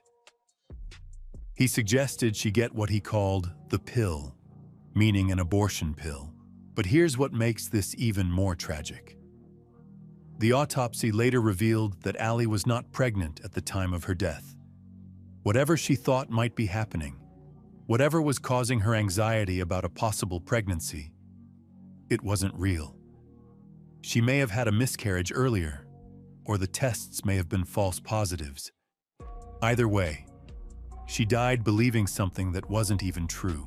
The forensic psychologist who analyzed their text messages described it as a completely one-sided relationship. Ali was investing everything emotionally, while Brandon was barely participating. He would respond just enough to keep her interested, just enough to maintain control. but he showed no genuine care or concern for her well-being. Some of Ali's messages were deeply troubling. She would text about drinking heavily, consuming dangerous amounts of alcohol. Whether this was true or exaggerated to get Brandon's attention, it showed how desperate she was becoming. She was crying out for help, for someone to care about her, and the person she was reaching out to was planning her murder. The night of July 19th, the day before her death, Ali and Brandon exchanged a series of texts that would be among their last. He asked if she would be home, if her house was private, if her friends would be around. To Ali, these might have seemed like questions from someone who wanted to talk privately about their relationship. To Brandon, these were questions about whether there would be witnesses. Around 1:30 in the morning on July 20th, security cameras captured Ali walking out of a bar in Oxford Square. She was alone, probably thinking she was going to meet someone who cared about her. Instead, she was walking toward her death. Brandon picked her up and drove her to Sardis Lake, that remote, isolated area where no one would hear what was about to happen. It's about a 10-minute drive on a dirt road once you leave the main highway.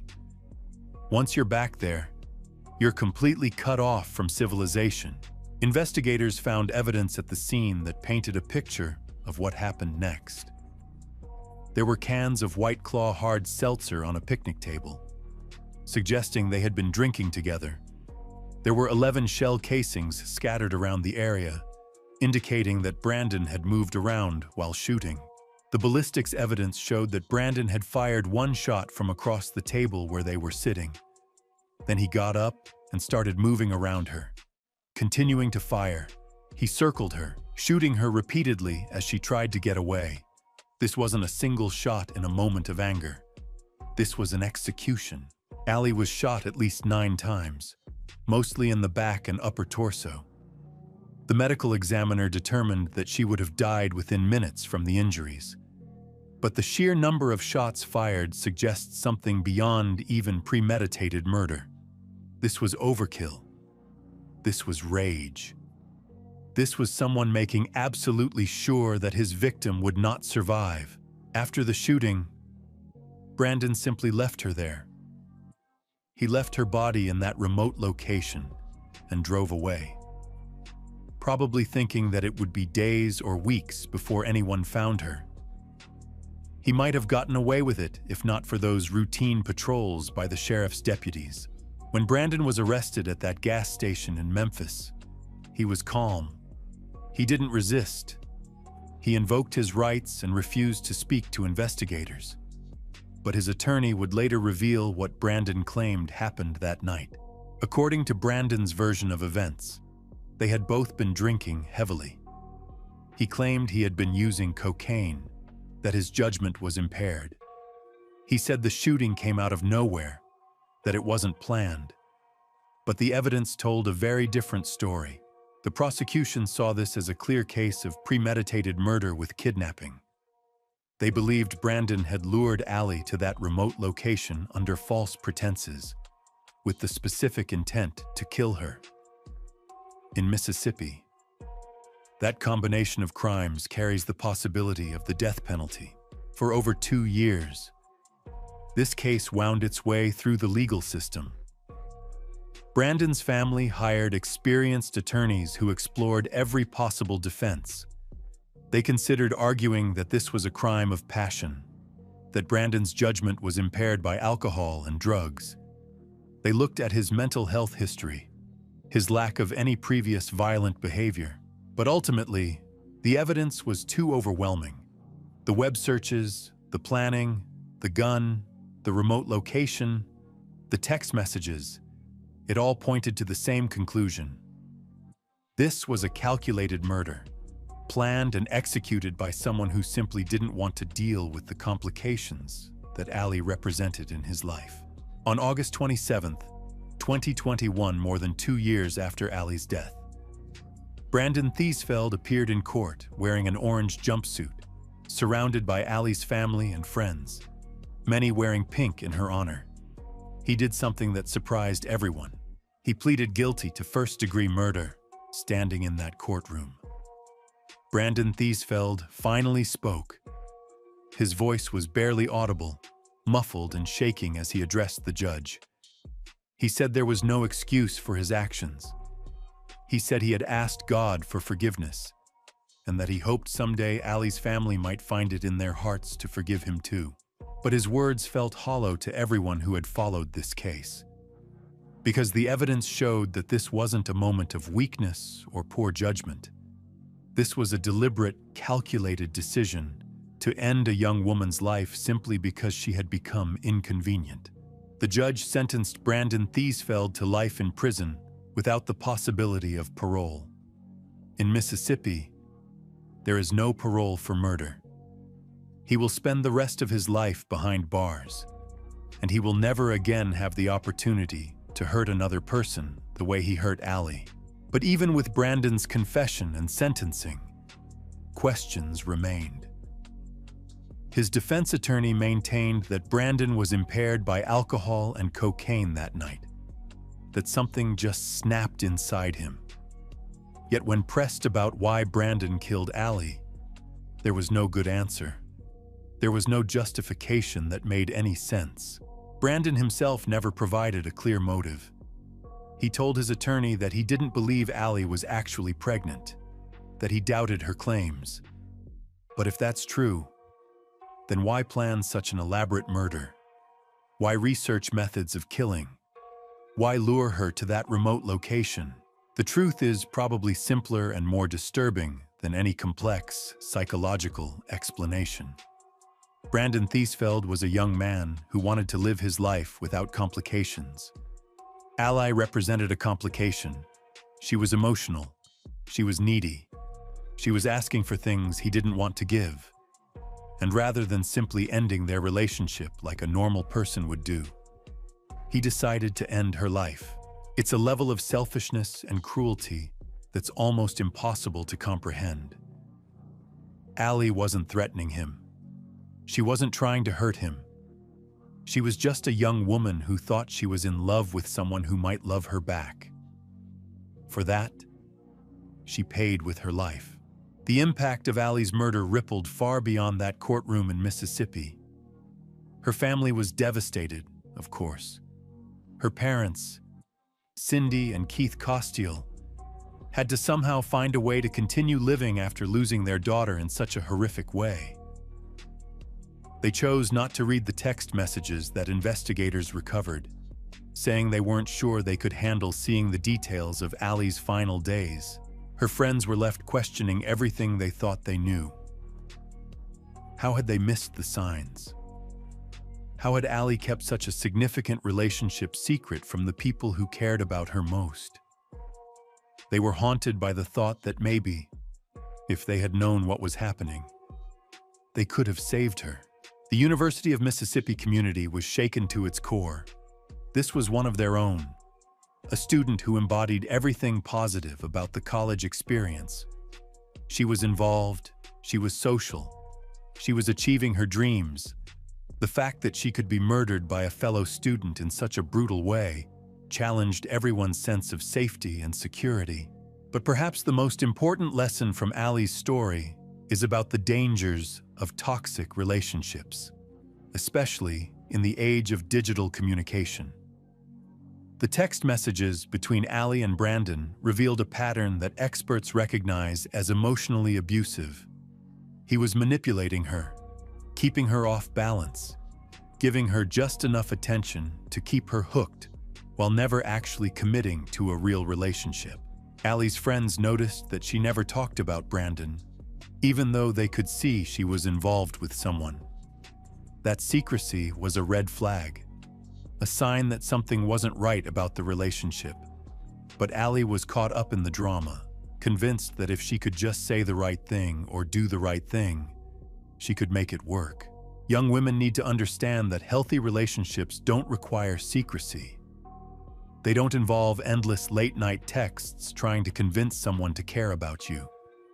They don't involve walking on eggshells, afraid to say the wrong thing. And they certainly don't involve partners who research methods of murder while pretending to care about you. The digital age has created new ways for predators to manipulate and control their victims. Brandon was able to maintain psychological control over Allie through text messages, keeping her emotionally invested while planning her death. He used her phone to research her vulnerabilities, her schedule, her living situation. Technology that should have protected her instead became a tool for her murder.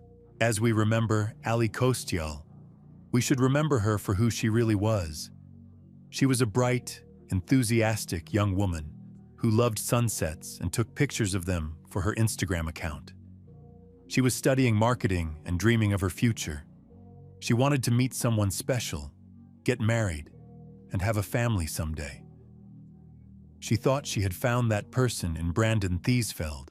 What Allie didn't know was that the person she trusted with her deepest feelings, her fears, and her hopes was incapable of genuine human connection. She didn't know that while she was pouring her heart out in those late-night text messages, he was already planning her death. She didn't know that her kindness and vulnerability would be seen as weaknesses to exploit rather than qualities to cherish. Most tragically, Allie didn't know that she deserved so much better. She deserved someone who would value her, respect her, and treat her with the love and care that every human being deserves. Instead, she encountered evil in the form of someone who saw her as nothing more than a problem to be eliminated. Today, Allie's family and friends honor her memory by sharing her story, hoping that other young women might recognize the warning signs that Allie missed. They want people to know that love shouldn't hurt, that relationships shouldn't be secret, and that no one should ever feel like they have to convince someone to care about them. Every sunset now reminds them of Allie, of her passion for beauty and her zest for life. In their grief, they try to carry forward her light, her enthusiasm, and her belief in the goodness of the world. It's what she would have wanted, and it's the only way to make sense of such a senseless tragedy. This is what Allie Kostial didn't know, and this is why we must never forget her story. In the quiet town of Westfield, Massachusetts, May 8th, 2018 started like any other Tuesday, but by the afternoon, everything had changed. A single gunshot would shatter a family, divide a community, and expose secrets that had been hidden for months. This is the story of Amy Fanyon, a devoted wife and mother whose life ended in violence. And it's the story of her husband, Brian, a respected police detective whose version of events would eventually unravel under scrutiny. What happened inside that farmhouse on North Road wasn't just a tragedy. It was a puzzle that would challenge investigators, divide families, and raise questions about truth, deception, and the lengths someone might go to protect their secrets. Because when the person reporting the crime is someone trained to investigate it, and when the evidence doesn't match the story being told, everything becomes suspect. Amy Fanyon was 51 years old when she died. She was known throughout Westfield as someone who put family first, a woman of deep faith who found joy in simple things.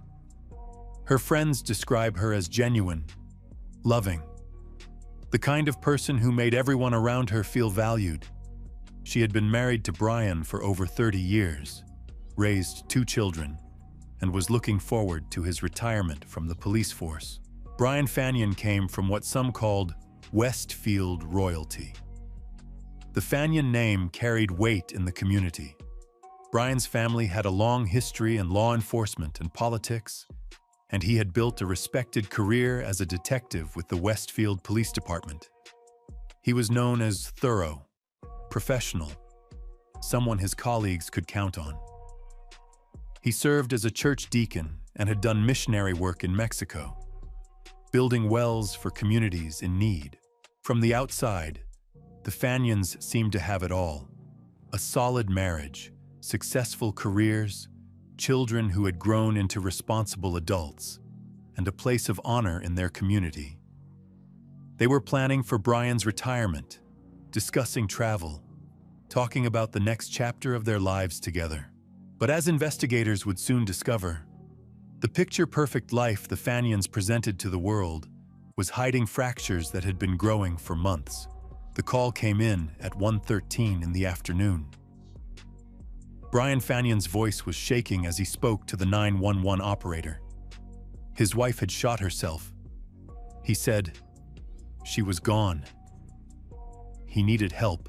When Massachusetts State Police detectives arrived at the farmhouse on North Road, they found Amy Fanion dead in the dining room.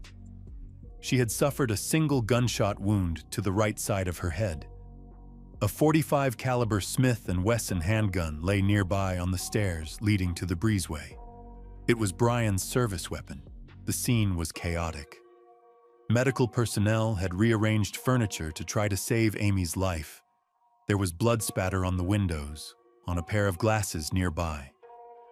The dining room table held the remnants of lunch being prepared. A peanut butter and jelly sandwich sat intact on a plate. Another plate nearby had blood smears on it. Brian Fanion sat in a chair with his back to the wall, speaking with the Westfield police chief. He appeared to be in shock, staring straight ahead. Amy's brother Eric was there too. He had been playing disc golf behind the house when he heard Brian calling for help. When Eric rushed inside, he found Amy on the floor, Brian holding her hand, and the gun nearby. Worried about Brian's state of mind, Eric had moved the weapon away from him. Detective Brendan O'Toole of the Massachusetts State Police took charge of the investigation. Given that Brian was a fellow law enforcement officer, O'Toole knew this case would require extra care and scrutiny. He decided his unit would handle the investigation alone to avoid any potential conflicts of interest. Brian agreed to come to the state police barracks for a recorded interview. His story was straightforward. He had left his office at the Westfield police station around 11:45 that morning to meet Amy at home for lunch. They had been having an ongoing argument about retirement plans, and it continued when he arrived. According to Brian, Amy was angry about several things. They disagreed about what retirement would look like. She wanted to stay in their 200-year-old home, while he wanted to travel and not be tied down by property maintenance. They also argued about their aging dog and whether to get another one when it passed away. The argument escalated. Brian told detectives, when Amy informed him she had committed them to attend a family member's play on the same day he wanted to participate in a disc golf tournament. That's when Brian said he removed his service weapon from its holster and placed it on the hutch in the dining room because he needed to use the bathroom. When Brian came out of the bathroom, he said Amy had the gun in her hand. She was pointing it at the right side of her head. She said something about him not wanting her around anymore.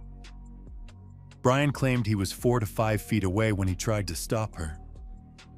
But the gun fired before he could reach her. It was a tragic story of an argument that spiraled out of control, ending in an impulsive decision that cost Amy her life. Brian's account was detailed and emotional. He seemed genuinely distraught. His brother-in-law supported his version of events, saying Brian had been calling out for help when he arrived. But Detective O'Toole had questions. As he processed the scene and listened to Brian's statement, things didn't quite add up. The positioning of the weapon, the trajectory of the bullet, the blood spatter patterns, small details that might mean nothing individually, but together painted a picture that didn't match the story he was hearing. And then there was Brian's behavior. During the interview, he mentioned having a female friend named Corey Knowles, someone he had met on a mission trip to Mexico. It was just a friendship. He insisted, nothing inappropriate. But when O'Toole asked for Brian's cell phone, Brian warned him that he would see things on there that weren't what they appeared to be. That warning would prove to be significant, because when investigators examined Brian's phone, they discovered a relationship that went far beyond friendship. Text messages between Brian and Corey revealed an intimate emotional connection, complete with expressions of love and plans for a future together. The timeline was particularly troubling. On May 7th, the day before Amy died, Brian and Corey had exchanged 72 text messages. Their final exchange that night included Brian writing, "Good night, my love," and Corey responding with dreams of their future together. The next morning, Corey asked when she could hold him again. Within hours, Amy Fanyon was dead. Detective O'Toole realized he wasn't investigating a suicide anymore. The evidence was pointing towards something much darker, something that would challenge everything the community thought they knew about Brian Fanyon and his marriage to Amy. As investigators dug deeper into the Fanyons' relationship, into Brian's secret communications, and into the physical evidence from that Tuesday afternoon, a different story began to emerge. One that would divide families, shock a community, and ultimately lead to one of the most closely watched trials in Westfield's history. The physical evidence spoke louder than words ever could. Crime scene investigators had recovered crucial pieces of information that contradicted Brian's version of events. The bullet's trajectory through Amy's head showed it had traveled downward at an angle that was inconsistent with a self-inflicted wound. More importantly, forensic analysis revealed something that would become central to the case. There was no gunshot residue on Amy's skin around the entrance wound. This was significant because when a firearm is discharged at close range, the explosion that propels the bullet also sends out microscopic particles of burned and unburned gunpowder. These particles, known as stippling, leave distinctive marks on skin and clothing. In cases of contact wounds or near-contact wounds, this residue creates an unmistakable pattern that forensic experts can analyze. But Amy's wound showed none of these telltale signs. Detective O'Toole knew what this meant. Either Brian was lying about how close Amy was to the gun when it fired, or someone else had pulled the trigger from a distance. Neither scenario supported the story of an impulsive suicide during a heated argument. When investigators brought Brian back for a second interview 3 days after Amy's wake, they confronted him with this evidence. Brian insisted he was telling the truth, that Amy had been right there with the gun pressed to her head. But the science told a different story. The medical examiner had classified Amy's death as undetermined rather than suicide, leaving the door open for further investigation. Combined with the trajectory analysis and the absence of gunshot residue, investigators were building a case that would challenge everything Brian had claimed about that Tuesday afternoon. As spring turned to summer, the investigation expanded beyond the physical evidence at the scene. Detectives obtained search warrants for Brian's home, his personal electronics, and his work computers at the Westfield Police Department. What they discovered painted a picture of a man whose public persona masked a very different private reality. Brian's deleted text messages revealed the depth of his relationship with Corey Knowles. The woman he had described as just a friend was actually someone he professed to love, someone he was making plans with for a future that couldn't include Amy. The messages showed a relationship that had progressed from emotional intimacy to physical encounters. Investigators learned that Brian and Corey had been meeting in secret, sharing passionate moments in her truck at Stanley Park in Westfield. Corey told detectives that their relationship had become sexual, though Brian struggled with guilt over his marriage. The timeline of their affair coincided exactly with the deterioration of Brian's marriage to Amy. But perhaps most damning were the computer searches investigators found on Brian's work laptop. In the weeks and months leading up to Amy's death, Brian had been researching topics that seemed far removed from his duties as a police detective.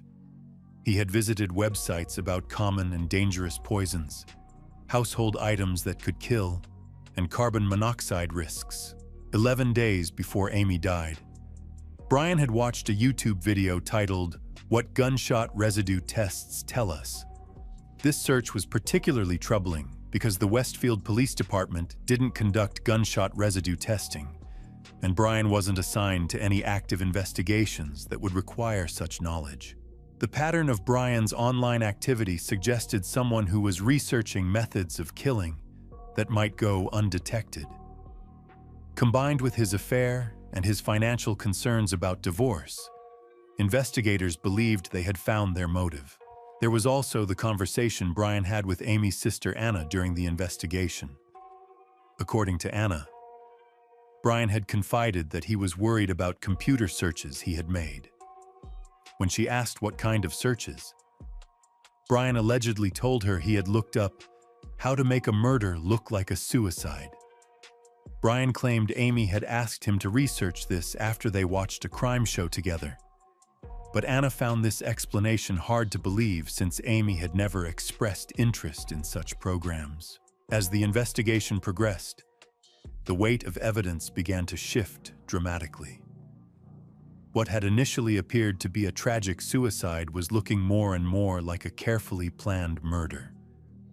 Brian's story, which had seemed plausible in the immediate aftermath of Amy's death, was crumbling under forensic scrutiny. The affair provided motive. The computer searches suggested premeditation. The physical evidence contradicted his version of events. And perhaps most telling of all, Brian's behavior in the days and weeks following Amy's death seemed inconsistent with that of a grieving widower. Corey Knowles eventually ended her relationship with Brian, telling investigators that when she broke things off, he simply accepted it without protest. This reaction puzzled investigators. If Brian had killed his wife to be with Corey, wouldn't he have fought harder to keep her when she tried to leave? But the evidence suggested that Brian's motivation might have been more complex than simple desire for another woman. Financial records showed that the Fanyans' retirement plans were deeply intertwined. Amy's death would mean Brian wouldn't have to share his pension benefits or face the financial devastation of a divorce. In a small community like Westfield, divorce proceedings would also have been public, potentially damaging Brian's reputation and standing. Murder, in Brian's mind, might have seemed like a cleaner solution than divorce. By the fall of 2019, 17 months after Amy's death, investigators felt they had built a strong enough case to seek an arrest warrant. The grand jury agreed, and on November 6th, detectives arrived at Brian's door with handcuffs. Brian's arrest sent shockwaves through Westfield. This was a man who had been respected, trusted, looked up to by his colleagues and community members. The idea that he could be capable of murdering his wife seemed incomprehensible to many who knew him. Even more shocking was the reaction of Amy's own family. In an unprecedented show of support, Amy's siblings and mother had signed a letter expressing their belief that Amy had taken her own life and that Brian was innocent of any wrongdoing. This family support would make the prosecution's job significantly more difficult. As Brian awaited trial, the community remained divided. Some couldn't believe that the man they had known and respected for decades could be capable of such a heinous act. Others looked at the evidence and saw a different Brian Fanyan emerging, one whose carefully constructed public image had hidden a capacity for deception and violence. The stage was set for what would become one of the most closely watched trials in Westfield's history. A case that would test not just the evidence against Brian Fanyan, but the very bonds that held a small community together. The trial of Brian Fanyan began on February 23, 2023, nearly 5 years after Amy's death. The Hampshire County Superior Court in Springfield was packed with spectators. many of whom had known Brian for decades. The case had captivated the region, and the unusual sight of a victim's family supporting the accused made it even more compelling to follow. Prosecutor Mary Sandstrom faced an uphill battle from the start. Not only was she prosecuting a respected police officer in a tight-knit community where she was still considered an outsider, but she was doing so without the support of the victim's family. It was a position few prosecutors ever find themselves in. In her opening statement, Sandstrom painted a picture of a man trapped by his own choices. Brian Fanyon, she argued, was living a double life that had become unsustainable. He was deeply involved in an affair with Corey Knowles, making plans for a future that couldn't include Amy. At the same time, he faced the prospect of a financially devastating divorce that would have cost him his reputation and his retirement security. The prosecution's case rested on three pillars of evidence. First was the physical evidence from the crime scene, particularly the absence of gunshot residue and the trajectory of the bullet. Second was the pattern of suspicious computer searches that suggested premeditation. And third was the timeline of Brian's affair and his behavior in the days leading up to Amy's death. Defense attorney Jeffrey Brown offered a starkly different narrative. He portrayed Amy as a woman struggling with anger management issues, someone whose temper was well known to family members but carefully hidden from the outside world. On the day she died, Brown argued, Amy had reached a breaking point. The argument about retirement plans and Brian's refusal to attend a family event had pushed her over the edge, leading to an impulsive decision that cost her life. The prosecution called witness after witness to build their case. Detective O'Toole testified about the inconsistencies in Brian's story and the physical evidence that contradicted his account. Computer forensics experts detailed Brian's suspicious online searches. Corey Knowles took the stand to describe the intimate relationship she had developed with Brian, including their discussions about his desire to end his marriage. Perhaps most damaging was the testimony of Amy's sister, Anna, the only family member willing to testify against Brian. She told the jury about Brian's admission that he had searched for information about how to make a murder look like a suicide, a claim that prosecutors said revealed his true intentions. The defense fought back by focusing on Amy's personality and mental state. They called family members who testified about Amy's temper, her tendency to lash out at Brian when she was angry. They argued that Amy's behavior on the day she died was consistent with someone who might make an impulsive decision in the heat of an argument. But the defense's most significant challenge came from the forensic evidence. The absence of gunshot residue seemed to definitively contradict the suicide theory. However, the defense brought in their own expert witness who offered an alternative explanation. Alexander Jason, a certified crime scene analyst, testified that Amy's thick hair could have filtered out the gunshot residue, preventing it from reaching her skin even in a close contact shooting. He had conducted research published by the FBI showing that hair could indeed block the deposition of these microscopic particles. Jason's testimony introduced reasonable doubt about one of the prosecution's key pieces of evidence. If Amy's hair could have prevented gunshot residue from being deposited on her skin, then the absence of stippling didn't necessarily prove the gun was fired from a distance. The defense also questioned why investigators hadn't tested Amy's hair for gunshot residue particles. This seemed like an obvious oversight that could have provided crucial evidence one way or another. As the trial progressed, the complex dynamics of the Fanyon family became clear. Brian's children from his marriage to Amy remained supportive of their father. Amy's mother and most of her siblings continued to believe in Brian's innocence. Only Anna had broken ranks to testify for the prosecution. The division within Amy's family created an unusual courtroom atmosphere. Typically, family members of murder victims sit behind the prosecution, unified in their desire for justice. But in this case, most of Amy's family sat behind Brian, showing their continued support for the man accused of killing their loved one. After 15 days of testimony and 40 witnesses, the case went to the jury. The evidence was largely circumstantial, requiring jurors to piece together a puzzle of motives, opportunities, and inconsistencies. There was no smoking gun, no witness to the actual shooting, no confession. The jury deliberated for 2 days before reaching their verdict. When they returned to the courtroom on March 21, 2023, the tension was palpable. Brian sat stoically as the foreman announced their decision. Guilty of murder in the first degree, the courtroom erupted in sobs and gasps. Brian's supporters, including members of Amy's own family, were devastated.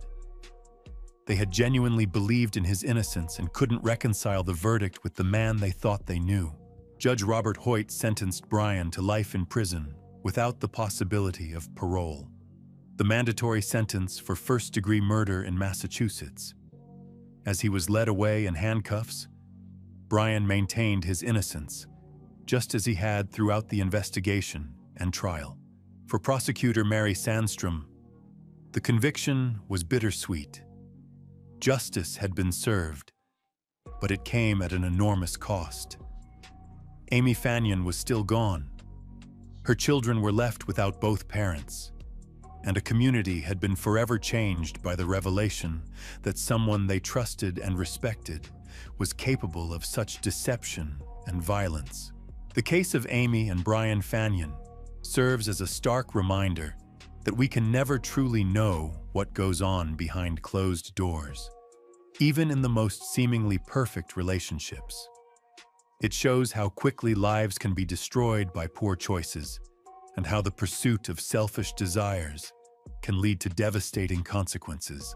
Amy Fanyon deserved better than the fate that befell her in that dining room on May 8, 2018.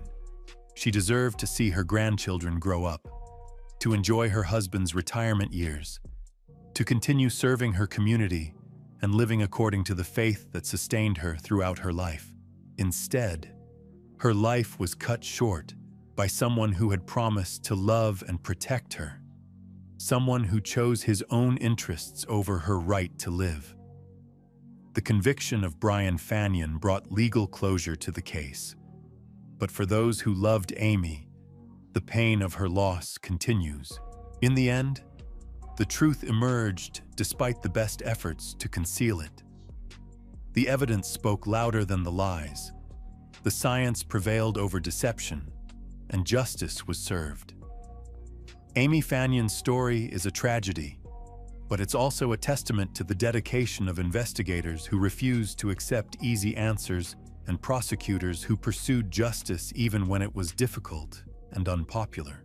The detective's wife deserved justice, and ultimately, she received it. The small Texas town of Grapevine sits quietly on the shores of its namesake lake, a place where families gather for weekend picnics and couples take romantic strolls. It's the kind of community where everyone knows everyone, where the most exciting news is usually about the high school football team or the annual summer festival. But on a humid September morning in 2016, this peaceful lakeside haven would become the center of one of the most shocking and brutal crimes the region had ever witnessed. When the sun broke through the dense canopy of trees that morning, it illuminated something no one was prepared to see. What started as a routine call would transform into an investigation that would shake this tight-knit community to its core and reveal the terrifying reality of what happens when obsession turns deadly. The discovery at Grapevine Lake wasn't just another crime scene. It was something far more sinister, something that would challenge even the most experienced investigators and leave a trail of questions that seemed impossible to answer. The victim was a young woman with her entire future ahead of her, someone who had simply been in the wrong place at the wrong time, caught in the crosshairs of a dangerous man's twisted fantasies. Jackie Vandegrift was 24 years old, when her life was cut short in the most horrific way imaginable. A dedicated student at Texas Women's University, she was pursuing her passion for nutrition and wellness, driven by a genuine desire to help others live healthier lives.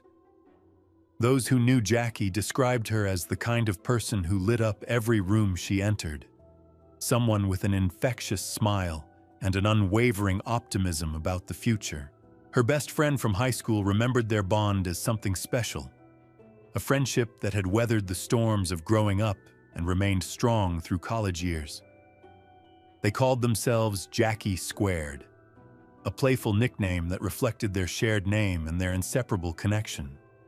Jackie had always been the responsible one, the friend you could count on to make smart decisions and avoid dangerous situations.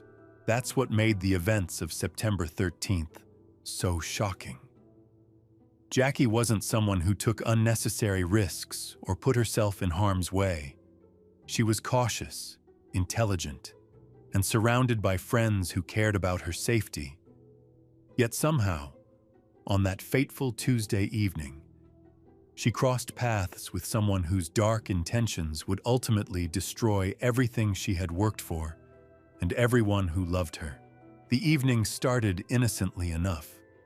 Jackie had ventured out to a local bar in Denton, not far from her university campus. It was a decision that seemed perfectly normal for a college student looking to unwind and maybe meet some new people.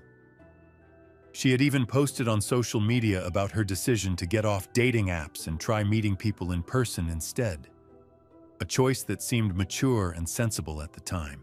What she couldn't have known was that her choice to step into that bar would put her directly in the path of Charles Dean Bryant, a man whose life was spiraling out of control following a bitter breakup with his ex-girlfriend. Bryant wasn't just any random person looking for a good time that night. He was someone consumed by rage, rejection, and a dangerous obsession that had already led to multiple arrests and restraining orders. The story of how these two people came to meet is one of tragic coincidence and deadly timing. Bryant had been frequenting bars in the Denton area, not because he lived there, but because he was stalking his ex-girlfriend who attended the University of North Texas. His presence in that particular establishment on that particular night was part of a pattern of harassment that had been escalating for weeks. When Jackie walked into the bar that evening, she had no idea she was entering a trap that had been set by someone else's broken relationship. She struck up conversations with the bartender and other patrons, displaying the friendly, outgoing personality that everyone who knew her had come to love. Among those she spoke with was Charles Bryant, a man who seemed charming enough on the surface but was harboring dark thoughts and violent intentions. The surveillance footage from that night tells a chilling story of predator and prey. Though Jackie had no way of knowing the danger she was in, the cameras captured her laughing, talking, and appearing completely at ease as she socialized with Bryant and others throughout the evening. To anyone watching, it looked like a typical night out for a young college student, nothing more than innocent fun among strangers who had just met. But investigators would later piece together a far more sinister narrative. They believed that Bryant saw something in Jackie that reminded him of his ex-girlfriend, Caitlin Mathis, the woman who had rejected him and obtained legal protection from his increasingly erratic behavior. The physical resemblance between the two young women was striking, and experts would later theorize that this similarity may have triggered something dark and violent in Bryant's already unstable mind. As the night progressed, Jackie made what seemed like a reasonable decision at the time. When the weather turned rainy and everyone was preparing to leave, she accepted Bryant's offer of a ride. It was a choice that countless young people make every weekend, trusting in the basic decency of strangers and believing that accepting help from someone she had been talking to for hours was relatively safe. The security cameras captured their final moments together in public, showing them leaving the establishment and walking to Bryant's vehicle. Jackie appeared relaxed and comfortable, still engaged in conversation with the man who would soon become her killer. She had no way of knowing that she would never make it home that night, that her family would soon be searching desperately for answers about her disappearance. What happened next would only be revealed through painstaking police work and the eventual confession of a man who had planned and executed one of the most brutal crimes in Texas history.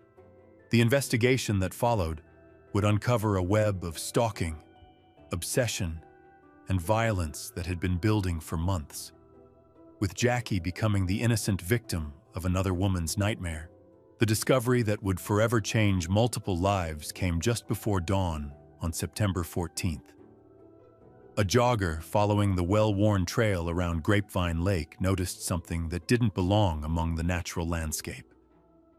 What appeared to be a small burned area caught his attention, but as he moved closer, the horrific reality of what he was seeing began to sink in. Captain John Luna of the Grapevine Police Department was among the first responders to arrive at the scene. Even with years of law enforcement experience under his belt, nothing could have prepared him for what awaited him in that secluded area near the water's edge. The smell hit him first, that unmistakable odor that every seasoned officer dreads encountering. Then came the visual confirmation of their worst fears. There, in what appeared to be a small blue kiddie pool, were the charred remains of a human being. The body had been so severely burned and damaged that investigators couldn't immediately determine basic facts about the victim. They didn't know if they were looking at a man or woman, an adult or child. The level of destruction was unlike anything the small-town police department had encountered before. The crime scene told a story of calculated violence and deliberate concealment. This wasn't a crime of passion that had gotten out of hand. The methodical nature of the disposal suggested someone who had planned carefully, someone who understood that fire would destroy evidence and make identification nearly impossible. The killer had chosen this remote location specifically because it offered privacy and time to carry out their gruesome work. As more investigators arrived and began processing the scene, the full scope of the horror became apparent. The victim's body had been dismembered before being burned, a detail that sent shockwaves through the tight-knit law enforcement community. This level of violence suggested someone with either extensive knowledge of anatomy or a complete detachment from human empathy. The investigation began immediately, but without being able to identify the victim, detectives were working blind. They canvassed the area for any evidence that might have survived the flames, searching through ash and debris for anything that could provide a clue about who this person was or who might have wanted them dead. Every piece of potential evidence was carefully cataloged and preserved, knowing that even the smallest detail could break the case wide open. Meanwhile, just a few miles away, Jackie's absence was beginning to worry those who knew her best. Her friends had expected to hear from her after her night out, but their calls and messages were going unanswered. This wasn't like Jackie at all. She was the type of person who stayed in constant contact with her inner circle, always checking in and making sure everyone knew she was safe. Jackie Tan, her closest friend since high school, was among the first to sense that something was seriously wrong. The two had maintained their friendship through college, supporting each other through the challenges of young adulthood and celebrating each other's successes along the way. When Jackie failed to respond to messages or show up for planned activities, Tan knew instinctively that her friend was in trouble. The search for Jackie began as a missing person case, with friends and family frantically calling hospitals, checking with mutual acquaintances, and retracing her last known whereabouts. Social media posts began circulating, asking anyone with information about Jackie's whereabouts to come forward. Her photograph appeared on local news stations as the community rallied to help find the missing student. Back at Grapevine Lake, forensic experts were working around the clock to extract any usable evidence from the crime scene. The intense heat from the fire had destroyed much of what would normally help investigators, but they pressed on, knowing that somewhere in the ashes might be the key to solving this brutal crime. Their persistence would soon pay off in an unexpected way. Fingerprints, despite the damage to the body, provided the breakthrough investigators desperately needed. Through careful analysis and comparison with existing records, they were able to confirm what many had already begun to fear. The victim found at Grapevine Lake was Jackie Vandegrift, the missing nutrition student whose disappearance had mobilized an entire community. The news hit Jackie's family and friends like a physical blow. The young woman they had known and loved, someone with such promise and potential, had become the victim of an unthinkably violent crime. The confirmation of her identity transformed a missing person case into a homicide investigation, raising the stakes exponentially for everyone involved. Captain Luna and his team now faced the daunting task of finding Jackie's killer. They had a victim, a crime scene, and evidence of extreme violence, but they still had no clear suspect or motive. The investigation would require them to piece together Jackie's final hours, tracking every person she had encountered and every place she had been on that fateful Tuesday night. The first major breakthrough came from witness statements and security footage from the bars Jackie had visited. Multiple people remembered seeing her talking with a man throughout the evening, someone who had seemed friendly and approachable at the time. The surveillance cameras captured clear images of Jackie and her companion, providing investigators with their first real lead in the case. As detectives began analyzing the footage and interviewing witnesses, a disturbing picture began to emerge. The man Jackie had been with wasn't just some random stranger she had met that night. He had a history, a pattern of behavior that suggested this encounter might not have been as coincidental as it first appeared. The investigation was about to uncover a web of stalking, harassment, and escalating violence that had been building for months.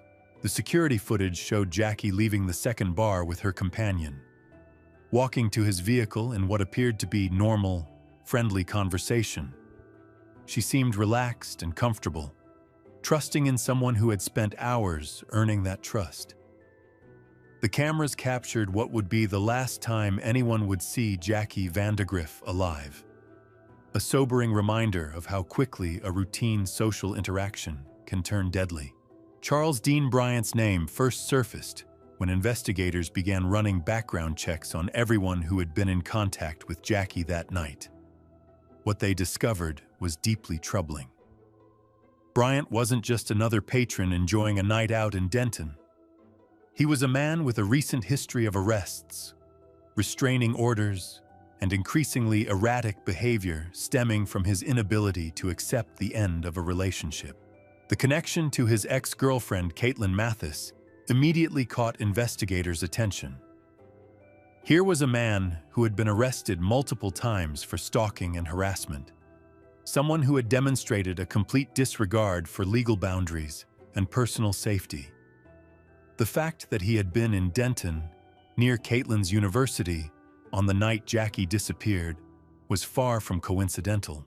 As detectives dug deeper into Bryant's background, they uncovered a pattern of escalating behavior that painted a picture of a man spiraling out of control. His relationship with Caitlin had ended months earlier, but he had refused to accept her decision. Instead, he had embarked on a campaign of harassment that had terrorized the young woman and led to multiple arrests. When investigators began searching Bryant's residence, what they discovered painted a chilling picture of premeditation and calculated violence. Hidden throughout his home were items that would become crucial pieces of evidence in building their case against him. The search warrant execution revealed a collection of tools and weapons that had no innocent explanation given the circumstances of Jackie's death. Among the most damning discoveries was a large military-style knife. the kind of weapon that could easily be used for the type of dismemberment Jackie had suffered. Police also found zip ties, including the specific type that Bryant would later claim had been used during what he described as consensual activity with Jackie. The presence of these restraints in his possession raised immediate red flags for investigators who understood their potential use in controlling and harming victims. Perhaps most significantly, surveillance footage from a local Walmart showed Bryant purchasing a shovel in the early morning hours after Jackie's disappearance. The timestamp on the security cameras placed him at the store at approximately 4 in the morning, just hours before Jackie's body would be discovered at the lake. This wasn't the behavior of someone who had simply panicked after an accident, but rather the methodical actions of someone trying to cover up a deliberate crime.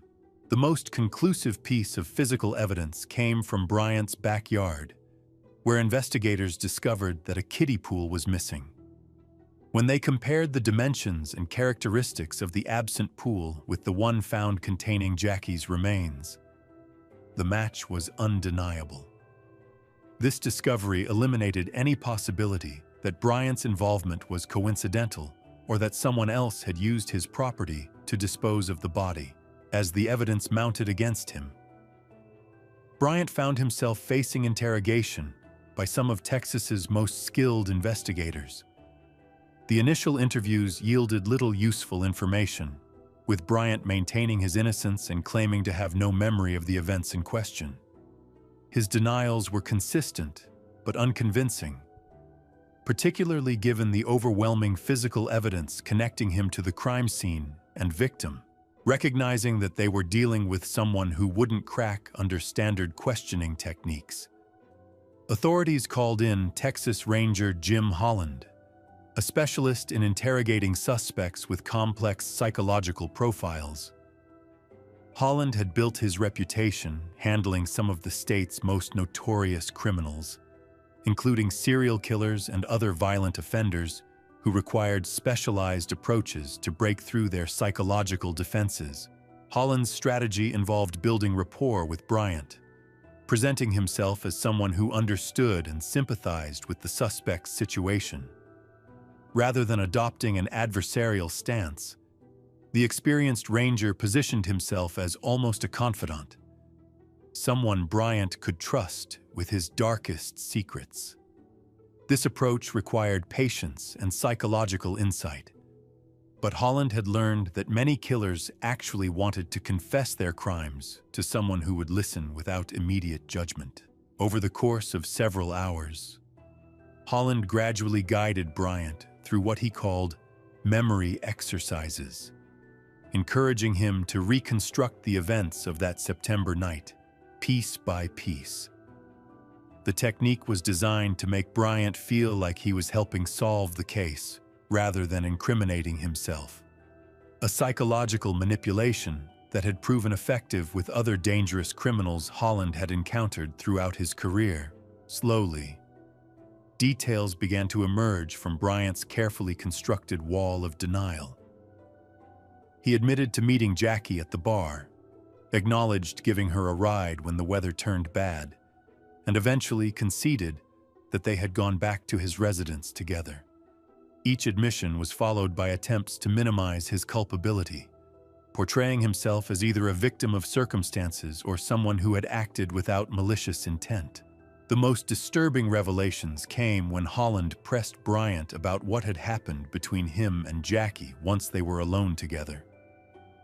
Bryant's initial claim that nothing sexual had occurred eventually gave way to a story about consensual activity that had somehow gone tragically wrong. According to his version of events, Jackie had requested to be choked during their encounter, and the zip tie that killed her had somehow tightened on its own. Holland recognized immediately that Bryant's story was a fabrication designed to provide legal cover for what had actually been a deliberate murder. The ranger's experience with violent criminals had taught him to identify the lies that killers tell themselves and others to justify their actions. Bryant's narrative about accidental death during consensual activity was a common theme among perpetrators trying to avoid murder charges. What Bryant couldn't explain away was what happened after Jackie died. Even accepting his story about an accidental death, his subsequent actions revealed the true nature of his character and intentions. Instead of calling for help or reporting the incident to authorities, he had made the calculated decision to dismember her body and dispose of the remains in a way that would make identification and prosecution as difficult as possible. The details of how Bryant disposed of Jackie's body were almost too horrific for investigators to process. Using the knife found in his home, he had systematically dismembered her remains, showing a level of detachment from human empathy that shocked even experienced law enforcement officers. He had then transported the body parts to Grapevine Lake, placed them in the kiddie pool from his backyard, and set everything on fire in an attempt to destroy all evidence of his crime. Perhaps most chilling was Bryant's apparent familiarity with the location where he disposed of Jackie's body. The remote area near Grapevine Lake wasn't chosen randomly, but was a place he had visited before with his ex-girlfriend Caitlin.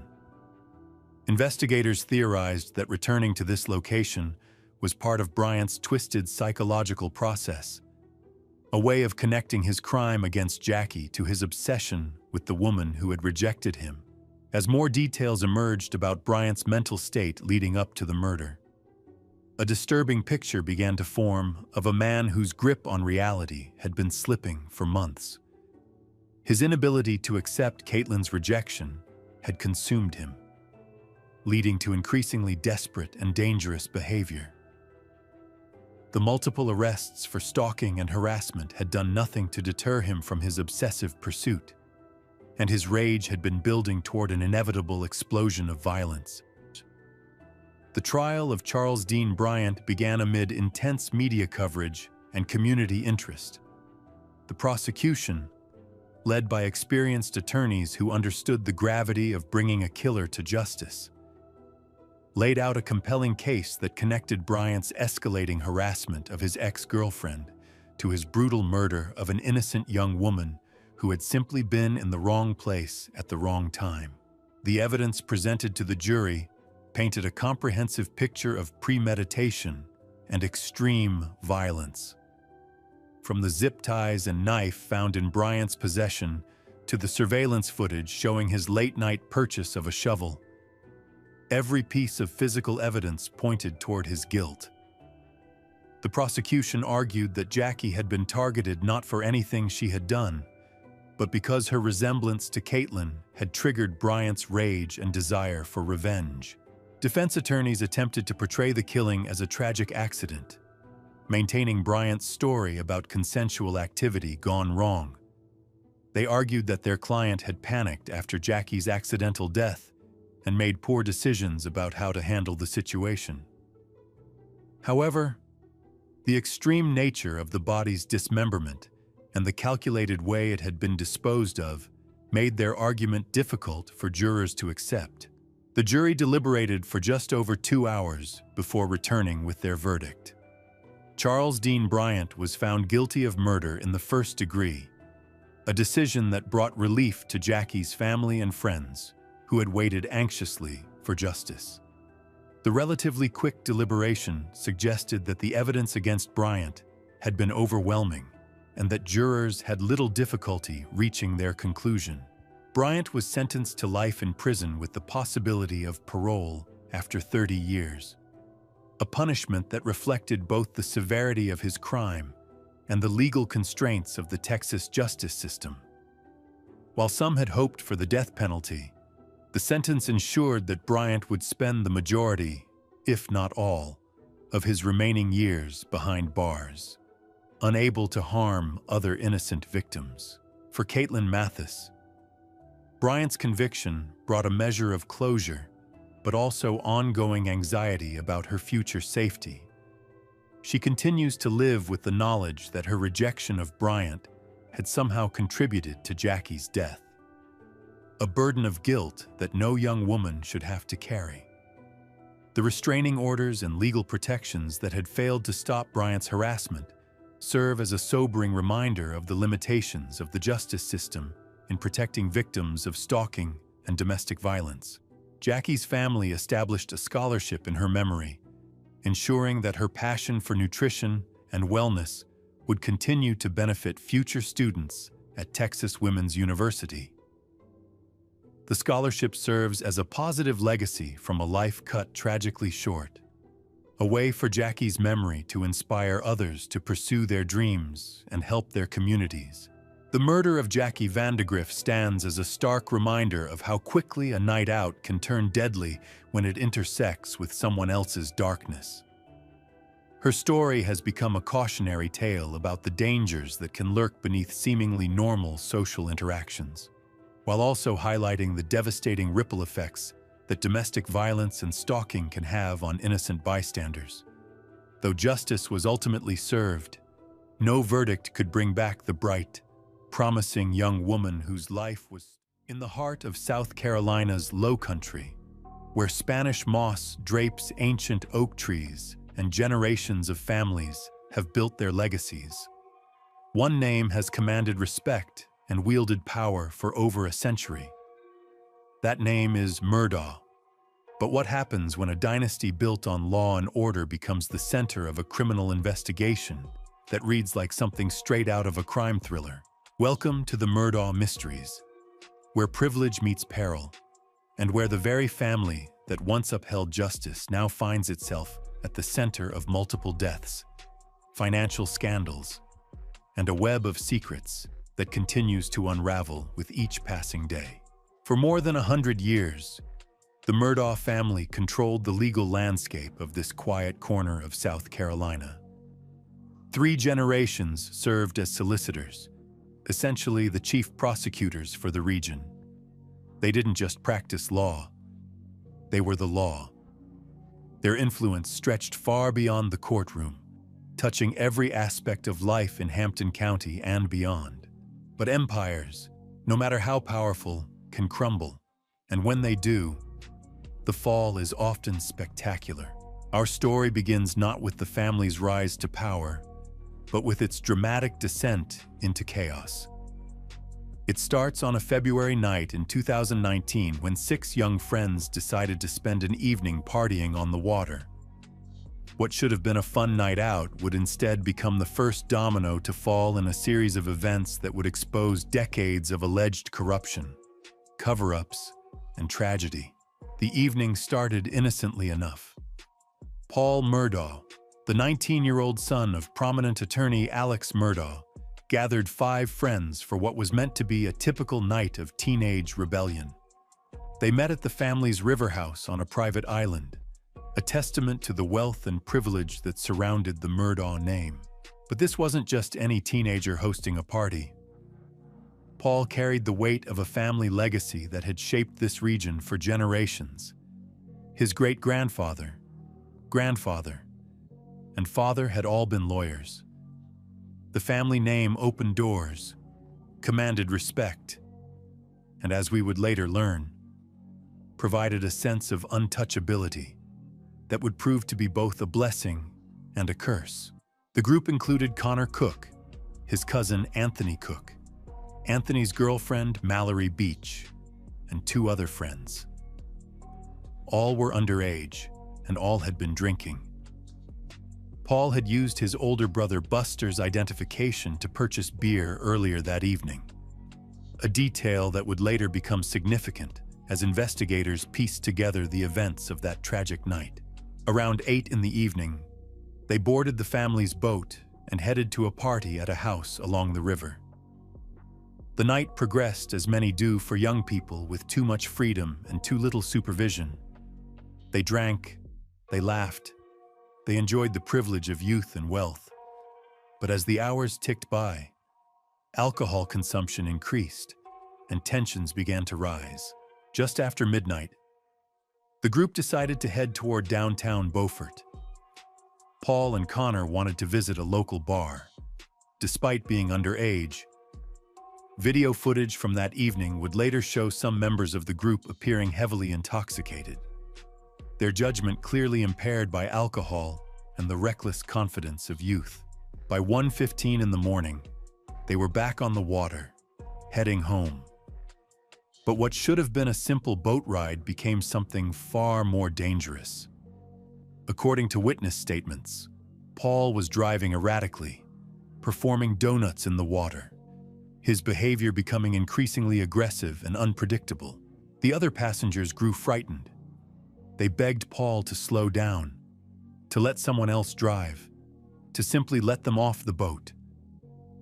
But Paul refused, in depositions given later.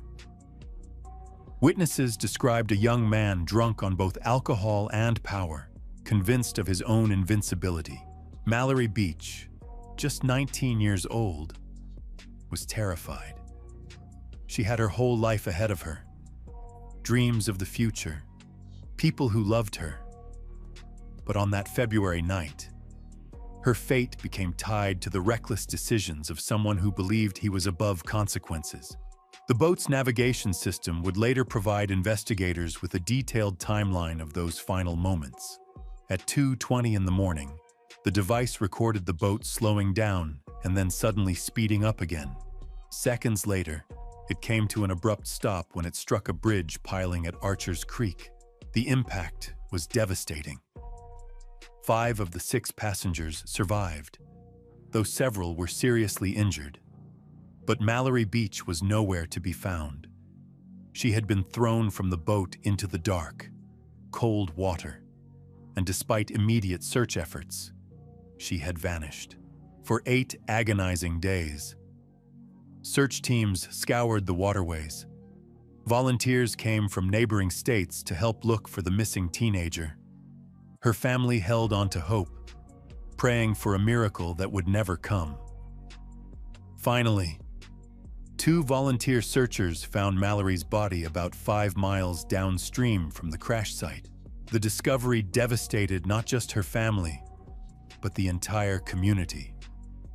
Hundreds of people attended her funeral, a testament to the impact this young woman had made in her short life. Even members of the Murdaugh family attended, including Paul, the young man many believed was responsible for her death. But here's where the story takes a troubling turn, one that would set the stage for everything that followed. Despite clear evidence that Paul Murdaugh had been driving the boat while intoxicated, despite witness statements placing him at the wheel, despite his blood alcohol level being 3 times the legal limit hours after the crash, he was not immediately arrested. In fact, according to witnesses and court documents, Alex Murdaugh arrived at the hospital that night and seemed more concerned with damage control than with the tragedy that had just occurred. Hospital staff reported seeing him go from room to room, speaking with the other crash survivors, apparently trying to coordinate their stories. One security guard overheard a phone conversation where Alex allegedly said, "She's gone. Don't worry." These words would haunt Mallory's family, suggesting that instead of focusing on the search for the missing teenager, the family was already thinking about legal protection. Connor Cook later testified that while he was being treated for a broken jaw, Alex Murdaugh told him he didn't need to reveal who was driving the boat. The message was clear: protect Paul, regardless of the consequences. This wasn't just about a tragic accident anymore. This was about power, privilege, and the lengths to which a powerful family would go to protect one of their own. The Murdaugh name, which had commanded respect for over a century, was now being used as a shield against accountability.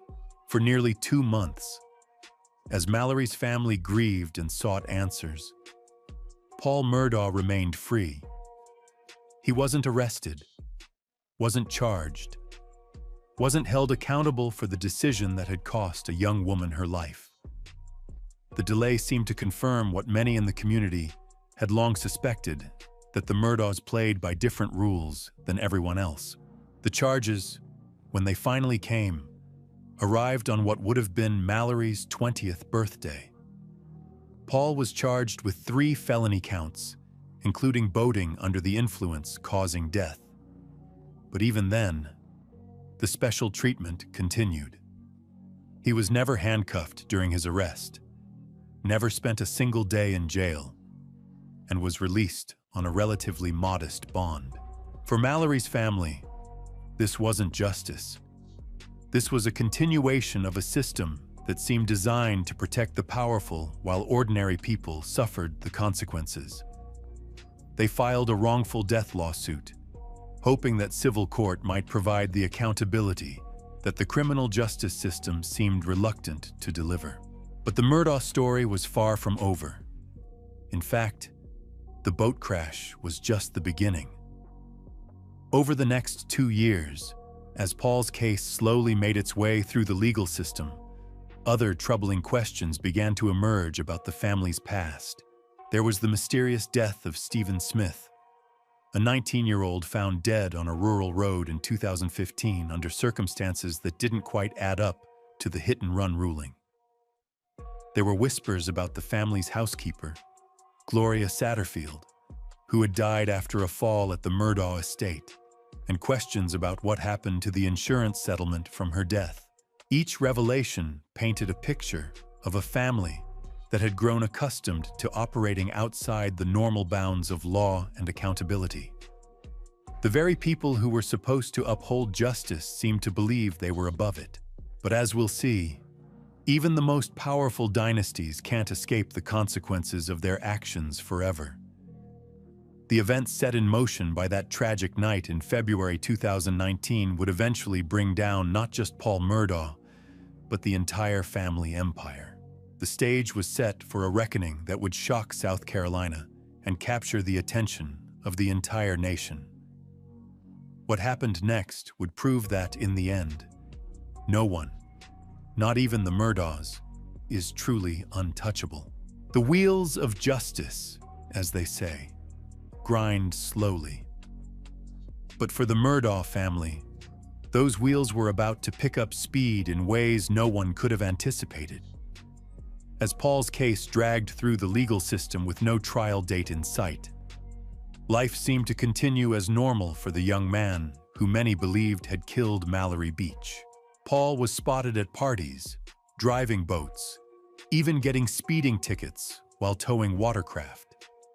To the outside world, it appeared that the Murdaugh name was once again providing protection from consequences. The family's influence seemed as strong as ever, their connections as deep as the roots of those ancient oak trees that lined their property. But beneath the surface, cracks were beginning to show.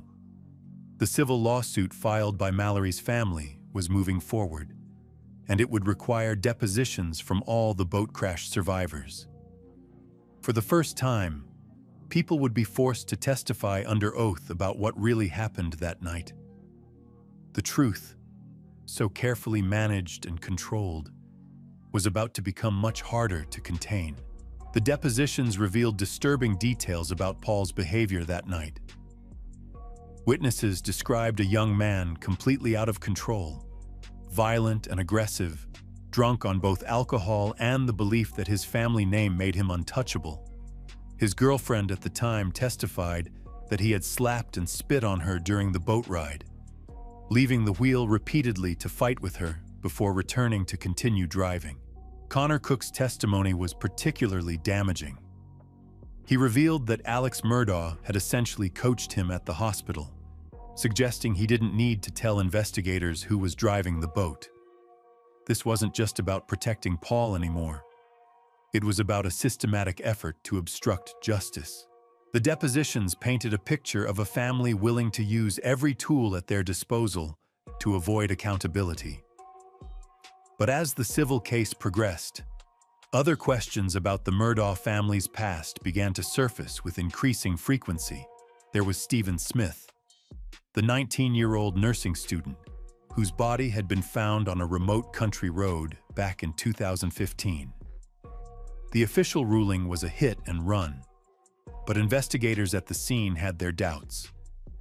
There was no vehicle debris, no evidence of impact, and Stephen's shoes were still on his feet despite supposedly being struck by a moving vehicle. Stephen was openly gay in a small, conservative town, and rumors had circulated for years about his death being connected to the Murdaugh family. No concrete evidence had ever emerged, but the whispers persisted. Stephen's mother had always believed her son was murdered, that his death was somehow connected to his sexuality and to powerful people who wanted it covered up. Then there was Gloria Satterfield, the family's longtime housekeeper, who had worked for the Murdaughs for over 20 years. In 2018, she had died after what was described as a trip and fall accident on the front steps of the family's hunting lodge.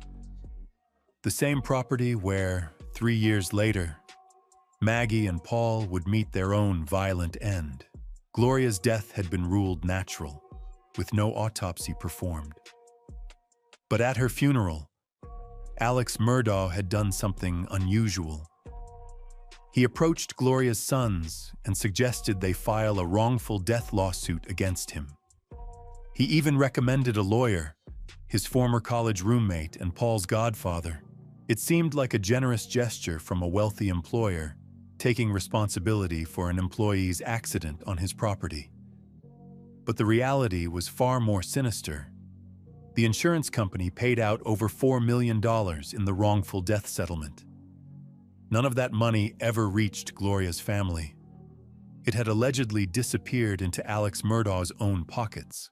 As 2021 began, these various threads were still separate investigations, different cases with different victims, but they all seemed to orbit around the same family, the same name that had controlled this corner of South Carolina for over a century. The Murdaughs had weathered scandals before, had survived challenges to their power, but this time felt different. The pressure was building from multiple directions. The civil lawsuit in Mallory's case was forcing uncomfortable truths into the open. Questions about Stephen Smith's death were being raised with renewed vigor. Financial irregularities were beginning to surface at the family law firm. For Alex Murdaugh, the walls were closing in. The man who had spent his career as a prosecutor, who understood better than most how the legal system worked, could see the danger approaching. His son Paul was facing serious criminal charges that could result in significant prison time. The family's reputation, built over generations, was crumbling.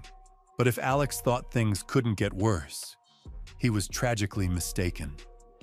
On the evening of June 7, 2021, everything changed in the most devastating way possible. It was a typical summer evening in the Low Country.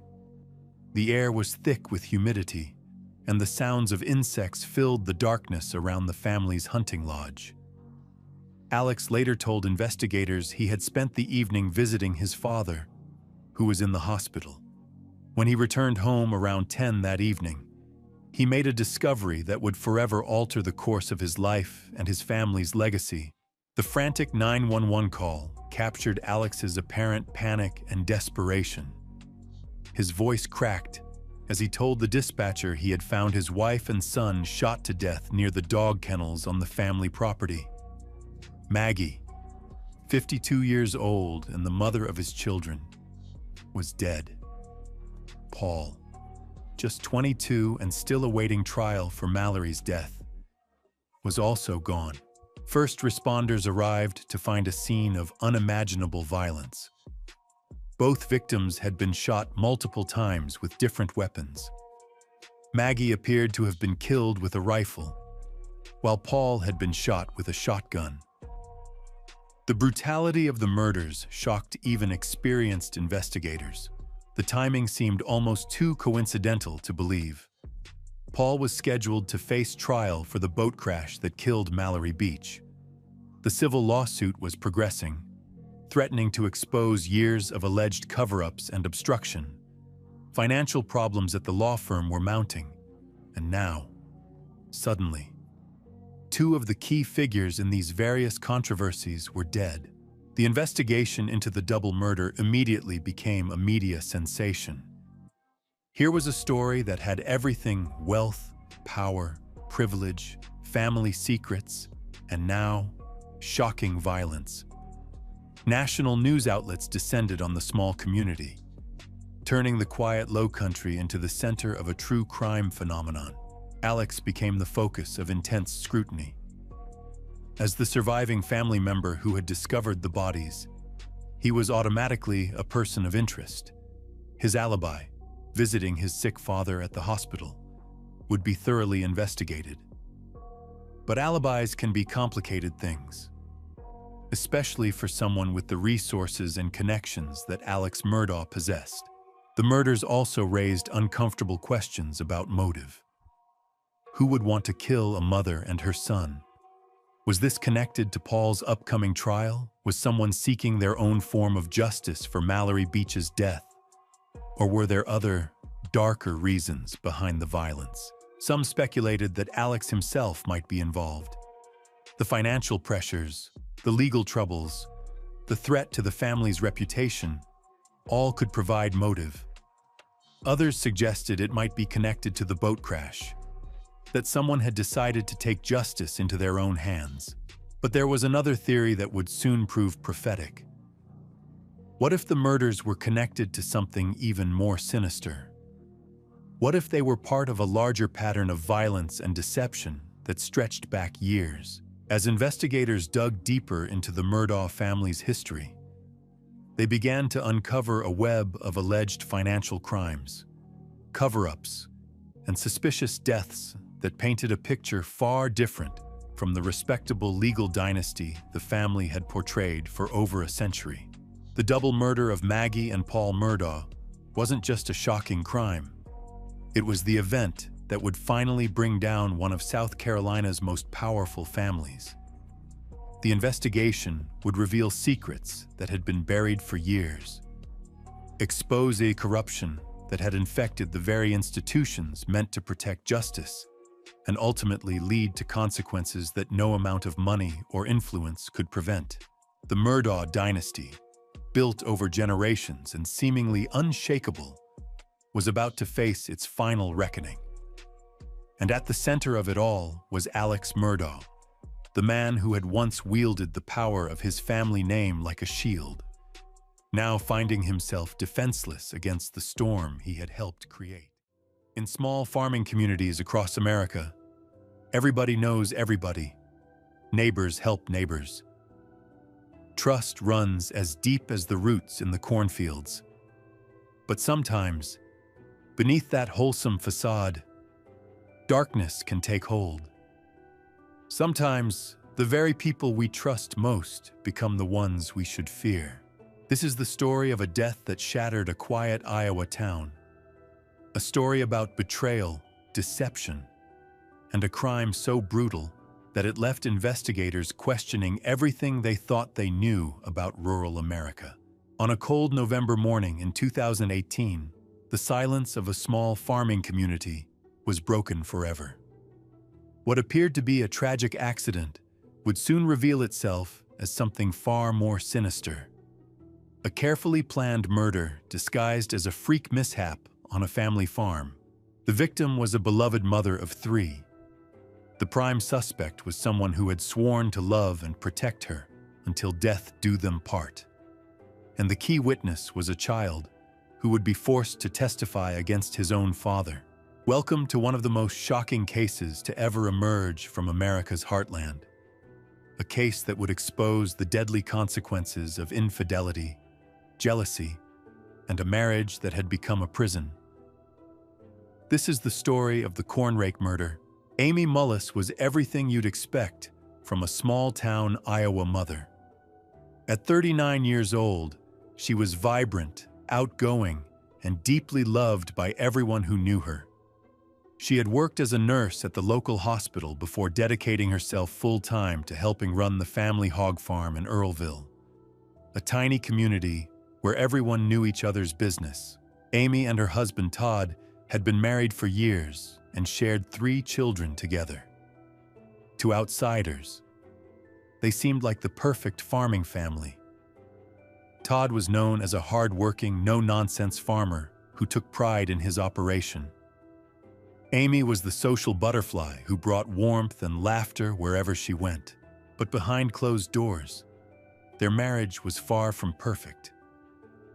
Years earlier, Amy had made a decision that would forever change the dynamic of their relationship. She had an affair. The betrayal crushed Todd, and while they attempted to work through it with counseling, the trust between them never fully recovered. As part of their reconciliation, Amy left her nursing job to work full-time on the farm. To her friends, she confided that this wasn't really her choice. It was part of an agreement with Todd.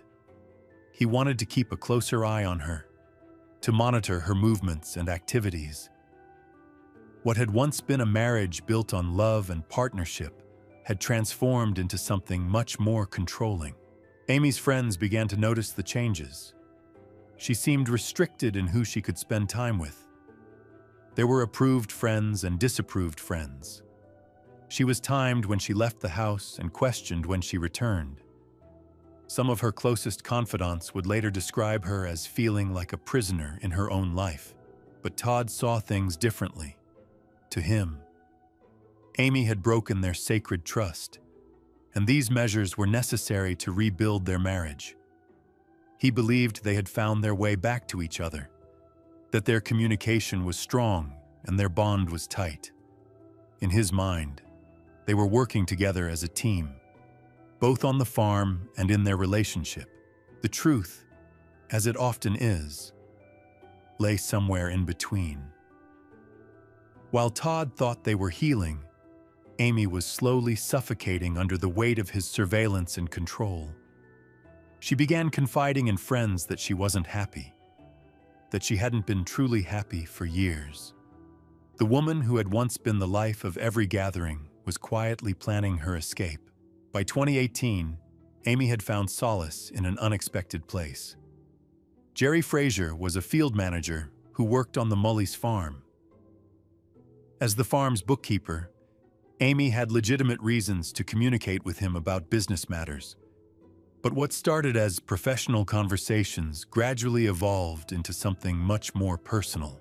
Jerry was married with children of his own, but he and Amy began meeting in secret. Their affair was passionate but brief, conducted in stolen moments on back roads and in motel rooms. For Amy, it represented something she had been missing in her marriage for years. For Jerry, it was more complicated. He had no intention of leaving his family, but he couldn't resist the attraction he felt for Amy. The affair might have remained secret indefinitely, but Todd's suspicions were aroused in July of 2018. Having been through this before, he recognized the signs. Amy was acting differently, and his radar was up.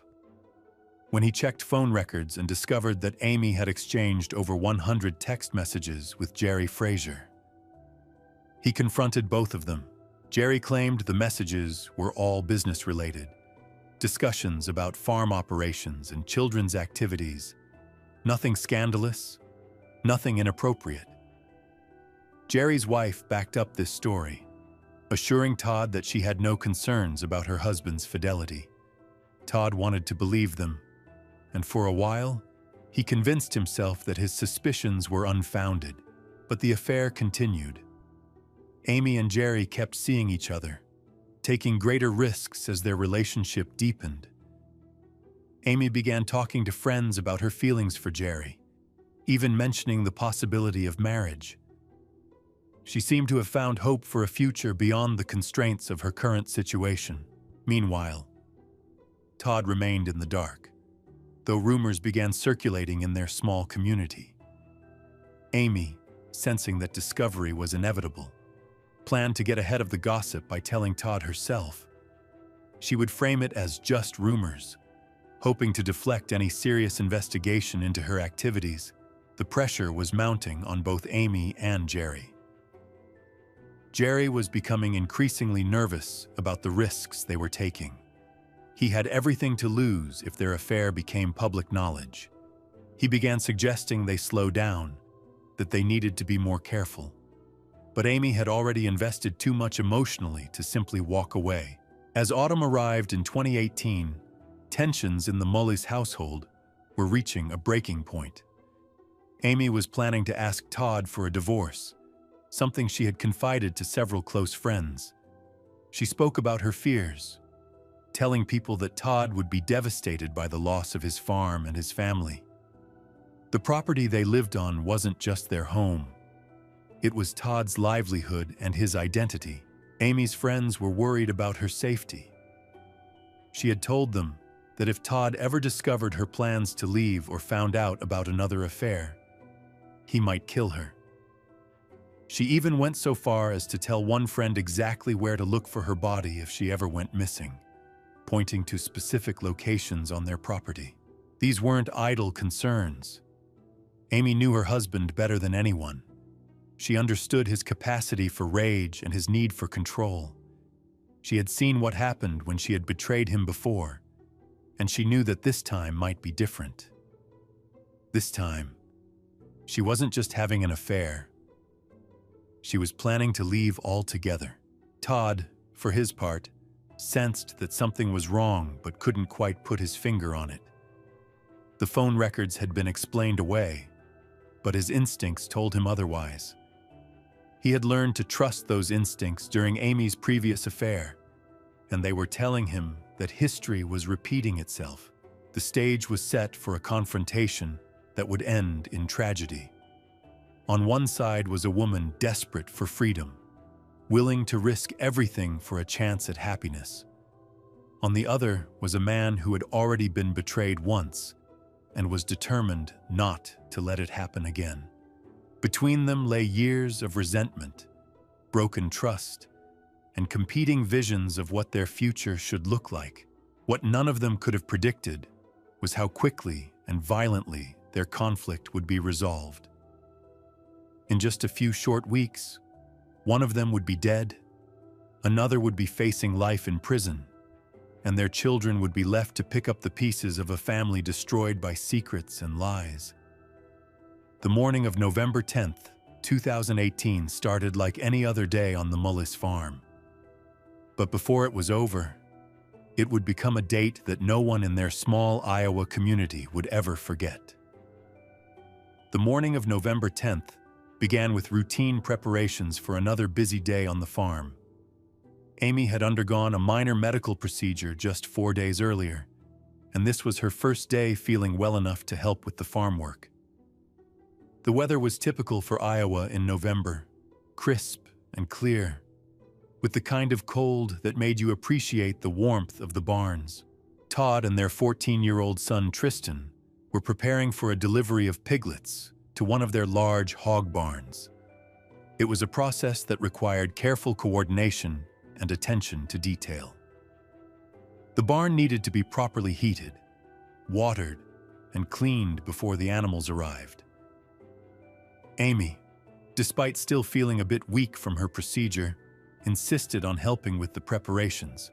The division of labor was straightforward. Tristan was responsible for setting up portable heaters throughout the barn, ensuring that the young piglets would stay warm in the Iowa cold. Todd focused on installing the water systems that would supply the pens. Amy took on the task of cleaning the light fixtures, climbing on overturned buckets to reach the bulbs that hung from the barn ceiling. For the first hour, everything proceeded normally. The family worked together with the practiced efficiency that comes from years of farming. They moved through their tasks with minimal conversation, each person focused on their assigned responsibilities. It was the kind of quiet, productive morning that had defined their lives for years. But then Amy began showing signs that something was wrong. She started feeling dizzy while balanced on one of the buckets, gripping the sides to keep from falling. Her legs became shaky, and she had to climb down to steady herself. Tristan noticed his mother's distress and asked if she needed help. Todd, working nearby, echoed his son's concern. Amy insisted she was fine, attributing her symptoms to lingering effects from her medical procedure. She was determined to continue working, to pull her weight despite feeling unwell. But as the morning progressed, Her condition seemed to worsen rather than improve. When Amy experienced another dizzy spell, Todd became genuinely worried. He suggested that she should go back to the house and rest, that it wasn't wise for her to continue working while feeling unsteady. Amy reluctantly agreed, but Todd made one small request before she left. He asked if she could stop by the red storage shed on her way to the house and retrieve a pet carrier. They would need it later in the day to gather up a litter of kittens that had been living near some heavy machinery Todd planned to use. It was a simple task, something that should take only a few minutes. Amy agreed to the request and left the barn. Walking the 30 yards to the red shed while Todd and Tristan continued their work. Neither of them thought anything more about it at the time. It was just another routine task on a day full of routine tasks. The father and son worked together for another hour and a half, finishing up the preparations for the piglet delivery.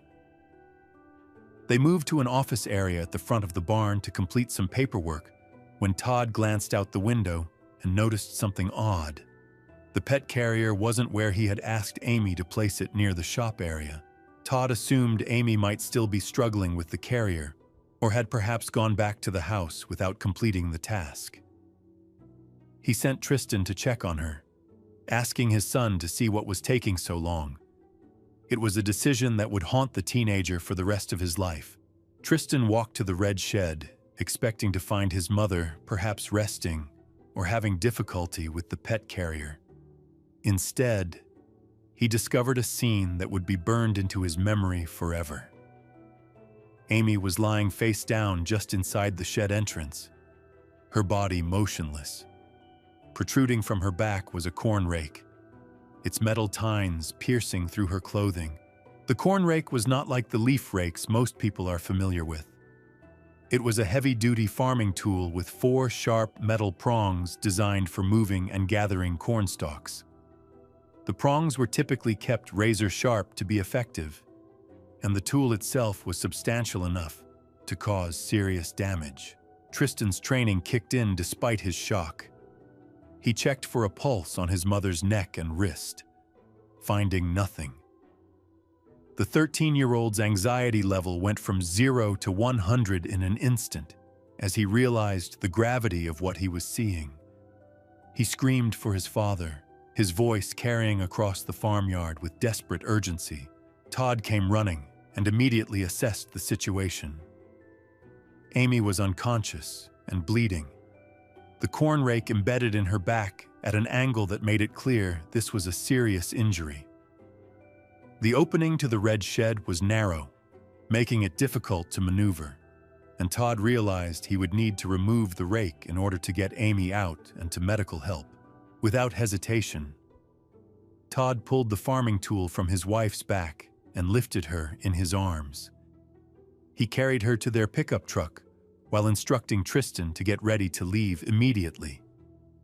Todd placed Amy across Tristan's lap in the passenger seat and began driving toward the hospital in nearby Manchester. As they raced down the rural roads, Todd used his cell phone to call 911. The dispatcher could hear the panic in his voice as he tried to explain what had happened. He described finding Amy with the corn rake in her back, saying he believed she had somehow fallen on the tool while trying to retrieve the pet carrier. The 911 call captured a man in crisis, someone desperately trying to save his wife's life while racing against time.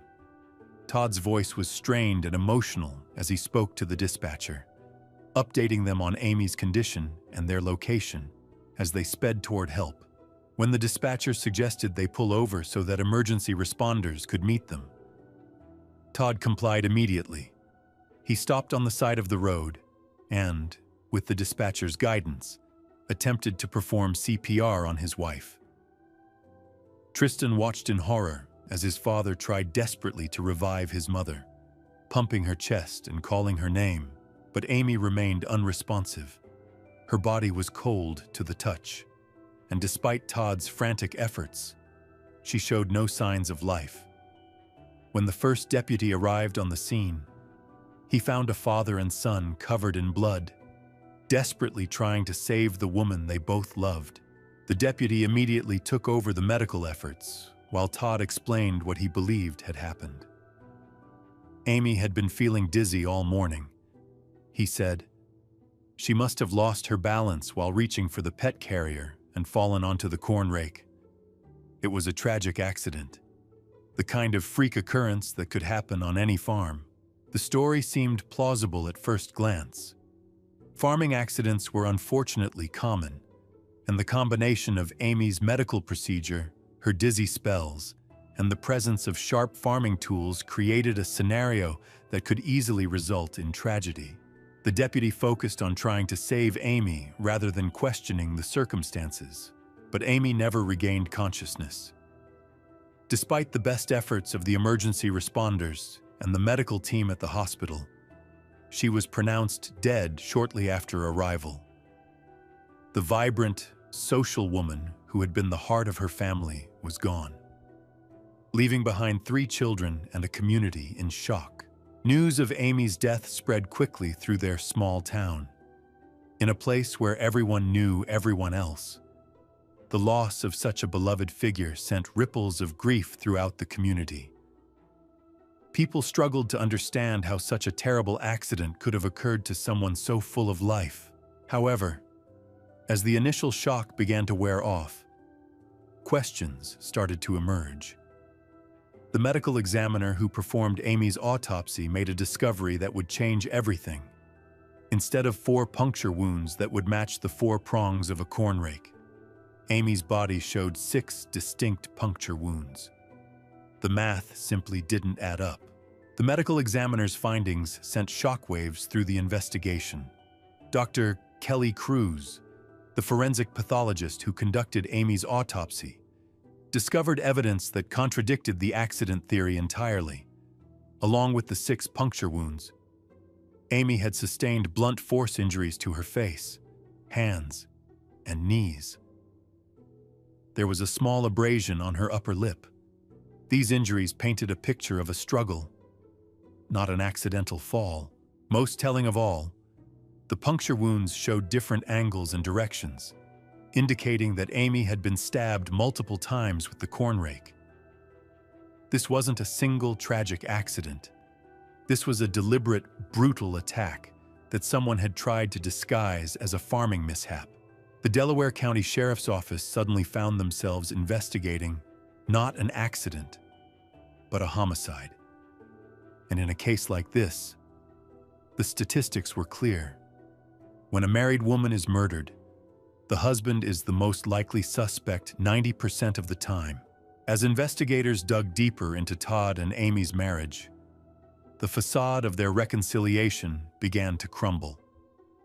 Friends came forward with disturbing stories about Todd's controlling behavior since Amy's first affair. They described a woman who felt like a prisoner in her own home, monitored and restricted at every turn. More damaging still was the discovery that Amy had been having another affair, this time with Jerry Frazier, the farm manager.